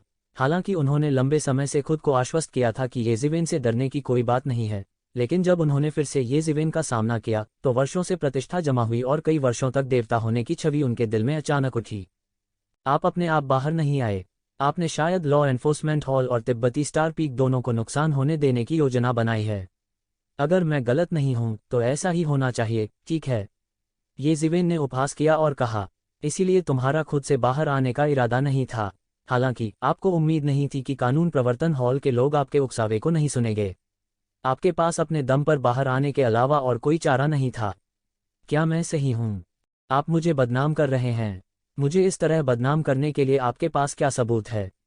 यह मत सोचो कि मैं तुमसे सिर्फ इसलिए डरूंगा क्योंकि तुम ये ज़िवेन हो। उसने ठंडेपन से ये ज़िवेन की ओर देखा और कहा, साक्ष्य? मुझे किस प्रमाण की आवश्यकता है? मुझे बताओ, बाइमोजियाओ ने तुम्हें उनके लिए इतनी मेहनत करने के लिए क्या लाभ दिए? ये ज़िवेन मुस्कुराए, उसकी ओर देखा और कहा। फैंटम मून पीक मास्टर का रंग अचानक घातक पीला पड़ गया। फैंटम मून पीक मास्टर का चेहरा अचानक पीला पड़ गया। इस दौरान सभी में खलबली भी मच गई। अगर उन्होंने इसे सही ढंग से सुना तो ये ज़िवेन का मतलब था कि फैंटम मून पीक मास्टर ने बाइमोजियाओ के साथ मिलीभगत की थी। यह कैसे संभव है? फैंटम मून पीक मास्टर ने बहुत पहले ही ट्रू मार्शल यूनिवर्सिटी में प्रवेश कर लिया था। वे उसकी पृष्ठभूमि को पहले से ही जानते थे। हालांकि फैंटम मून पीक मास्टर की ताकत अचानक आसमान छू गई थी, यह कुछ असामान्य थी। हालांकि इसका मतलब यह नहीं था कि उनके साथ कोई समस्या थी। जिसके बारे में बात करते हुए क्या ये ज़िवेन भी उसी स्थिति में नहीं थी? बीच बीच में उसकी खेती आसमान छूती। यदि वे वास्तव में उस पर संदेह करते तो एक ज़िवेन पर सैकड़ों बार संदेह किया जाता। आखिरकार तुलनात्मक रूप से कहा जाए तो बहुत से लोगों के अपने स्वयं के आकस्मिक मुकाबले थे। उनकी ताकत का एक पल में आसमान छूना सामान्य बात थी। विशिष्ट आकस्मिक मुठभेड़ों के बारे में पूछना उनके लिए असंभव था। अन्यथा ट्रू मार्शल स्कूल का मनोबल वास्तव में टूट जाएगा। बकवास, तुम मुझे बदनाम कर रहे हो। वह इस समय शांत हो गया। ये ज़िवेन, तुम्हें मुझे फंसाने के लिए ऐसा कारण बनाने की आवश्यकता नहीं है। भले ही तुम दुखी हो कि मैं स्कूल का भगवान बन गया हूँ। कौन नहीं जानता कि मैं बड़ा हुआ हूँ? ट्रू मार्शल यूनिवर्सिटी, सभी ने मेरी वृद्धि देखी है। मेरा बाइमोजियाओ के साथ कोई संबंध कैसे हो सकता है? इसलिए मैंने कहा, आपको क्या लाभ मिला? आप उनकी इस तरह मदद क्यों कर रहे हैं? ये ज़िवेन ने धीरे से कहा। फैंटम मून पीक मास्टर के आरोप का सामना करते हुए उनका खुद का बचाव करने का कोई इरादा नहीं था। उन्होंने केवल इस बात पर जोर दिया कि वे बाइमोजियाओ से संबंधित हैं। ये जिवेन, हालांकि आपने हमारे ट्रू मार्शल स्कूल में बहुत योगदान दिया है, हमने वर्षों में इल्यूसरी मूनपीक मास्टर के योगदान को भी देखा है। यदि आपके पास कोई सबूत नहीं है तो हम आपकी बातों से सहमत नहीं होंगे। इस समय एक अत्यधिक सम्मानित ट्रांसेंडेंटरियल मेल्डर ने आगे बढ़कर कहा। अतीत में उसने येकशिवेन की महिमा भी देखी थी। इस समय वह स्वाभाविक रूप से येकशिवेन को लापरवाही से काम करते हुए नहीं देखेगा। सबूत, आपको सबूत चाहिए। उसकी खेती अचानक आसमान छू गई। क्या यह समस्या की व्याख्या करने के लिए पर्याप्त नहीं है? कोई शैतान भगवान रहा होगा जिसने उसे आशीर्वाद दिया था, नहीं तो इतने कम समय में उसकी खेती कैसे आसमान छू सकती थी? उनके शरीर पर अतुलनीय रूप से खुरदुरे आभामंडल को देखते हुए यह स्पष्ट है कि उन्होंने अभी तक इसमें पूरी तरह से महारत हासिल नहीं की है। यदि यह आशीर्वाद न होता तो ऐसी स्थिति कैसे हो सकती थी? ये जिवेन ने शांत भाव से कहा। क्या मजाक है ये जिवेन? क्या आपको नहीं लगता कि आपने अभी जो कहा वह हास्यास्पद है? अगर खेती में अचानक वृद्धि एक पाप है तो आप उस समय अनगिनत बार मारे गए होते। इल्यूशन मूनपीक मास्टर ने तुरंत घबराए हुए और उत्तेजित तरीके से कहा। यह सही है ये जिवेन, हम भी इस कथन से सहमत नहीं हैं। वास्तव में यदि आप इसे इस तरह से रखते हैं तो यह वास्तव में बहुत दूर की कड़ी है। क्या ऐसा हो सकता है कि आप इसे अकेले इस कारण से समाप्त कर सकते हैं? कई बुजुर्गों ने अचानक एक के बाद एक कहा। भले ही ये जिवेन निचले स्तर पर लोगों के दिलों में भगवान के रूप में स्थापित हो गया था, लेकिन इन लोगों के लिए वह इतना रहस्यमय और शक्तिशाली नहीं था। यह सच है। ऐसा लगता है कि अगर मैं कुछ सबूत नहीं दिखाऊंगा तो आप मुझ पर विश्वास नहीं करेंगे। ये जिवेन ने इल्यूजरी मूनपीक मास्टर पर नजर डाली और कहा, जब तक आप ताबूत को नहीं देखेंगे तब तक आप एक आंसू नहीं बहाएंगे, और जब तक आप पीली नदी नहीं देखेंगे तब तक आप हार नहीं मानेंगे। चूंकि आप इसे स्वीकार करने से इनकार करते हैं तो मैं तुम्हें अपना असली रंग दिखाने दो। जैसे ही वह बोल रहा था, येकशिवेन ने अचानक अपनी चाल चली। उसने शून्य में एक उंगली उठाई और एक पल में पूरा आकाश ढह गया।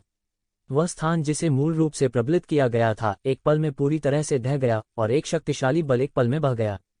इस बल की तुलना में इल्यूजरी मूनपीक मास्टर ने अभी जो बल प्रदर्शित किया वह कुछ भी नहीं था।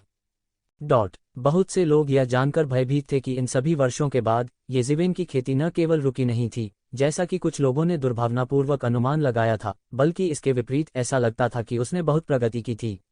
यह कहा जा सकता है कि वह पहले से ही भयानक हद तक शक्तिशाली था। जैसे ही ये जिवेन ने अपनी चाल चली, इन लोगों को घुटन का एहसास हुआ। ऐसा एहसास हुआ कि उनके पास प्रतिरोध करने की शक्ति नहीं है। किसी को पता होना चाहिए कि वे ट्रू मार्शल यूनिवर्सिटी के सबसे अत्याचारी विशेषज्ञ थे। वास्तव में वे ट्रू मार्शल वर्ल्ड के सबसे अत्याचारी विशेषज्ञ भी थे। हालांकि उन्हें यह बेहुदा एहसास था कि वे येकशिवेन के हमले का सामना भी नहीं कर सकते थे। यह सिर्फ उनकी छठी इंद्रिय थी। हालांकि उनकी साधना के स्तर पर उनकी छठवीं इंद्रिय बहुत सटीक कही जा सकती है। उनमें से कई ने अपने जीवन को बचाने के लिए इस छठी इंद्री पर भरोसा किया था। हालांकि वे नहीं जानते थे कि येकशिवेन किस हद तक बन गए हैं। यह एक ऐसे स्तर पर होना चाहिए जिससे वे निपट न सकें। इस समय उन्होंने अचानक सोचा कि म्यू शेंग जी ने ये जिवेन से मुलाकात की होगी, क्योंकि उन्होंने कानून प्रवर्तन हॉल को कोई हरकत नहीं करने का निर्देश दिया था। म्यू शेंग जी के गर्व और स्वाभिमान के साथ, अगर ये जिवेन की शक्तिशाली ताकत ने उसे पूरी तरह से वश में नहीं किया होता तो वह स्कूल मास्टर के पद के लिए प्रतिस्पर्धा न करने के लिए कैसे सहमत हो सकता था। इस समय ऐसा लग रहा था कि सब कुछ एक ही बार में पता चल गया था। अजीब चीजें अचानक बहुत सामान्य महसूस हुईं। वजह थी येकशिवेन की भयानक ताकत। धिक्कार है, लानत है, वह इतना मजबूत कैसे हो सकता है? इस समय फैंटम मूनपीक मास्टर ने ये जिवेन को अविश्वास से देखा। शून्य में उंगली अभी गिरनी बाकी थी। इसने केवल आकार लिया था, लेकिन इसने पहले ही उस पर एक अतुलनीय भयानक दबाव ला दिया था। वह दबा रहा था, दमन कर रहा था, लेकिन और कोई उपाय नहीं था। ये जिवेन की स्काई सेवरिंग फिंगर के प्रभाव में उसके शरीर में एक शक्तिशाली शक्ति पूरी तरह से नियंत्रण से बाहर हो गई थी और अचानक फट गई। बूम! उसके शरीर की गहराइयों से अनगिनत दानव आभा अचानक फूट पड़े। उसका पूरा चेहरा भी राक्षसी तराजू से ढका हुआ था। अचानक वह एक मानव से एक मानव दानव में बदल गया। यह देखा जा सकता था कि वह लंबे समय से एक राक्षस था। वह पहले से ही इस दानव साधना तकनीक में निपुणता प्राप्त कर चुका था। Tang tang tang! अचानक ट्रू मार्शल स्कूल के सभी वरिष्ठ सदस्य जो वहां मौजूद थे अचानक खड़े हो गए। हर कोई फैंटम मूनपीक मास्टर को सदमे में देख रहा था। यह फैंटम मूनपीक मास्टर वास्तव में एक मानव दानव बन गया था। खास बात यह है कि इससे पहले किसी ने इस पर गौर नहीं किया था। उन्होंने उसके साथ एक इंसान की तरह व्यवहार भी किया था। सभी के मन में, चूंकि एक मानव दानव पहले से ही एक राक्षस बन गया था, यह एक नए प्रकार की दानव जाति थी और अब मानव नहीं थी। और सबसे आम मानव राक्षस दानव पूजा धर्म के लोग थे। उन्होंने दानव साधना तकनीकों का अभ्यास किया। दानव साधना तकनीकों का अभ्यास करने में सक्षम होने के लिए अपने शरीर को बदलने के लिए खुद को मानव दानव में बदलना सबसे प्रत्यक्ष और प्रभावी तरीका था। अपने आप को एक मानव दानव में बदलने के बाद आमतौर पर उनकी साधना में तेजी से प्रगति होगी। इसने यह भी बताया कि फैंटम मून पीक मास्टर की साधना अचानक इतनी बढ़ गई थी। यहाँ तक बाई जियानसोंग भी उनकी विरोधी नहीं थी। पता चला कि वह पहले ही दानव पूजा धर्म के सामने आत्मसमर्पण कर चुका था। गर्जन, वह दहाड़ता रहा और उसके शरीर से अधिक राक्षस आभा निकले।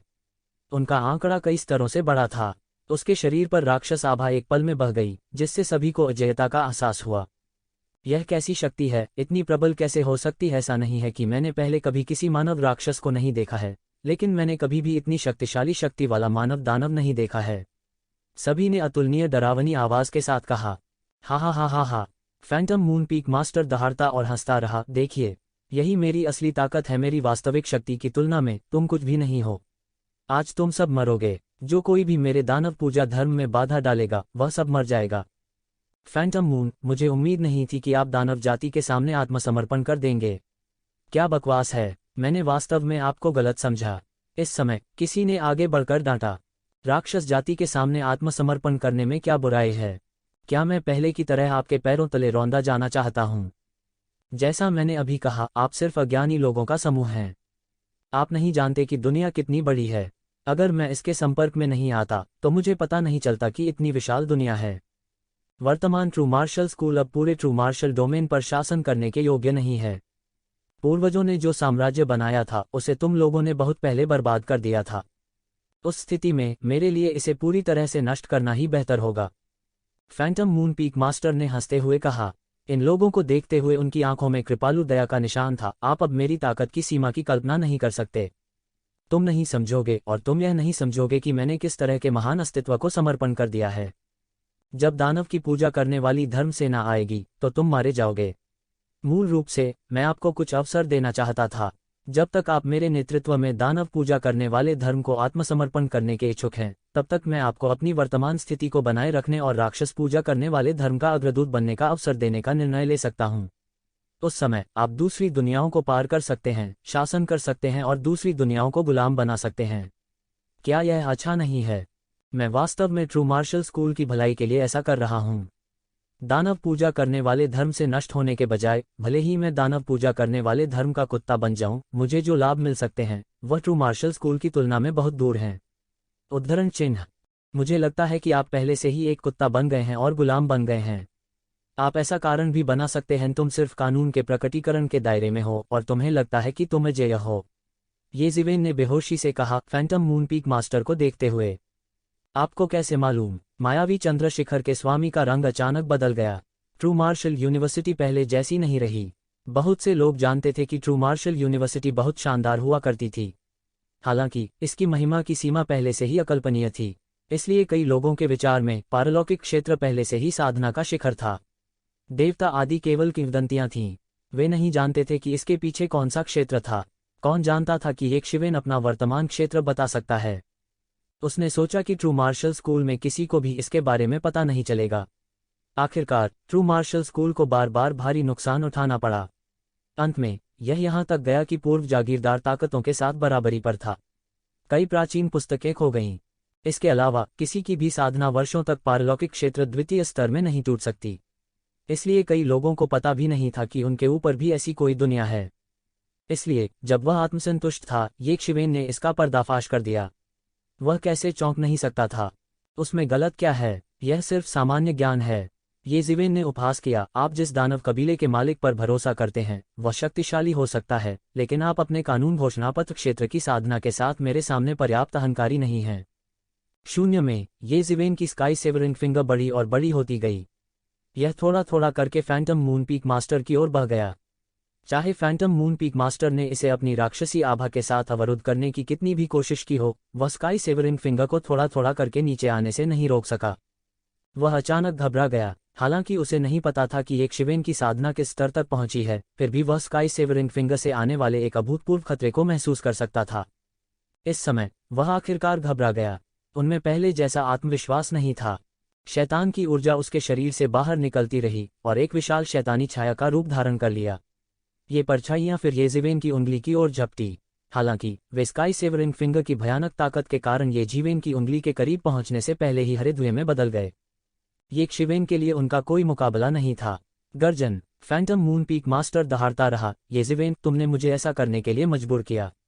तुमने मुझे ऐसा करने के लिए मजबूर किया। वह दहाड़ता रहा और अंत में एक भयानक शक्ति उसके हाथों से निकलने लगी, जिसने पल भर में उसके चारों ओर एक विशाल क्षेत्र बना लिया। Phantom domain. हा, मेरे फैंटम डोमेन में आप सभी एक अंतहीन वातावरण में पड़ जाएंगे। आप कभी भी पुनर्जन्म नहीं ले पाएंगे। फैंटम मून पीक मास्टर जोर से हंसा। डोमेन ने तुरंत पूरे हॉल को घेर लिया। अचानक हर कोई भ्रम में पड़ गया। अचानक ऐसा लगा जैसे वे अविसी नर्क में प्रवेश कर गए हों। अनगिनत दुष्टात्माएं, क्रोधित आत्माएं और राक्षस रेंग कर निकल आए और उन पर टूट पड़े। हालांकि वे जानते थे कि यह केवल एक भ्रम है, लेकिन उनके पास इसे तोड़ने का कोई उपाय नहीं था। भ्रम को तोड़ने के लिए उन्होंने अतीत में जिन मोहरों का इस्तेमाल किया था, वे इस समय अप्रभावी लग रही थीं। यह बेकार था। इस डोमेन शक्ति के सामने जो उनकी कल्पना से बहुत परे थी, अतीत में वे जिस पर भरोसा कर सकते थे, वह येज़िवेन का विरोधी बिल्कुल भी नहीं था। यह सिर्फ एक डोमेन है। ब्रेक। जब हुआनमो डोमेन उसके पैरों तक फैल गया तो येज़िवेन ने जोर से चिल्लाया। वह हिलता भी नहीं था, लेकिन ऐसा लगता था मानो यह भयानक डोमेन किसी भयानक शक्ति द्वारा पूरी तरह से अलग कर दिया गया हो। वह एक तेज आवाज के साथ चूर चूर हो गया और उसके भीतर अनगिनत भयानक शक्तियां उबल रही थीं। फिर यह जोर से गड़गड़ाहट की आवाज के साथ इंच दर इंच बिखर गया। हर कोई जो अभी अभी भ्रम में पड़ा था, उसने अचानक पाया कि भ्रम अचानक गायब हो गया था।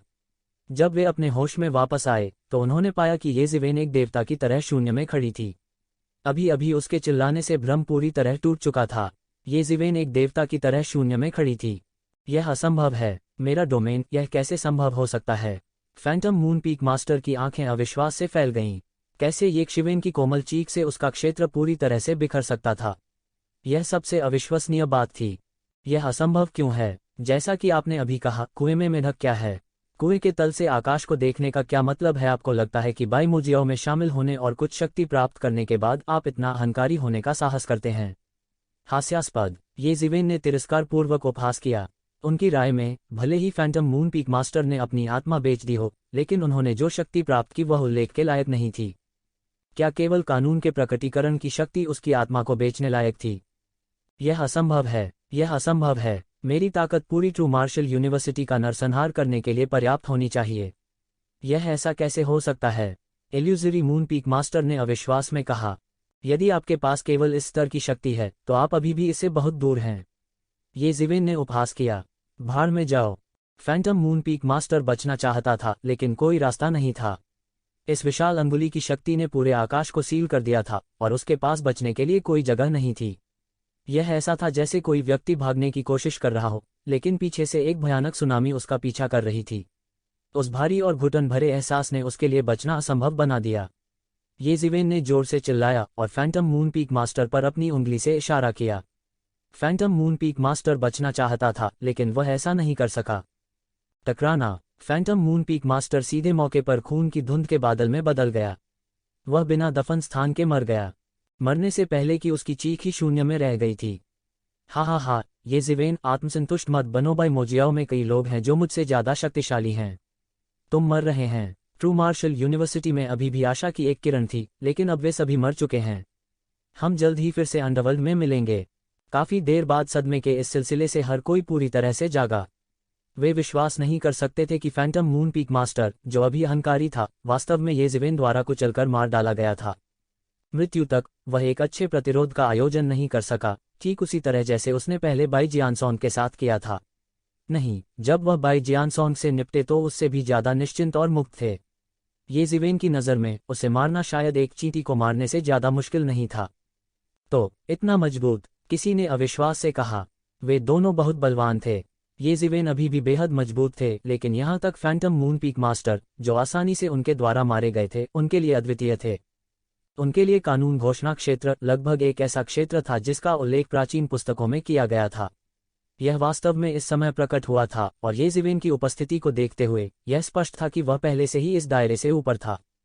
क्या वे सचमुच किसी कुएं के तल से आकाश की ओर देख रहे थे? येज़िवेन ने फैंटम मून पीक मास्टर को आसानी से कुचल दिया, जिससे उन्हें इतना झटका लगा कि वे इस पर विश्वास नहीं कर सके। और इस समय बाई जियानसोंग को भी आखिरकार समझ में आ गया कि ये जिवेन का क्या मतलब है जब उसने कहा कि वह उसे आसानी से मार सकता है।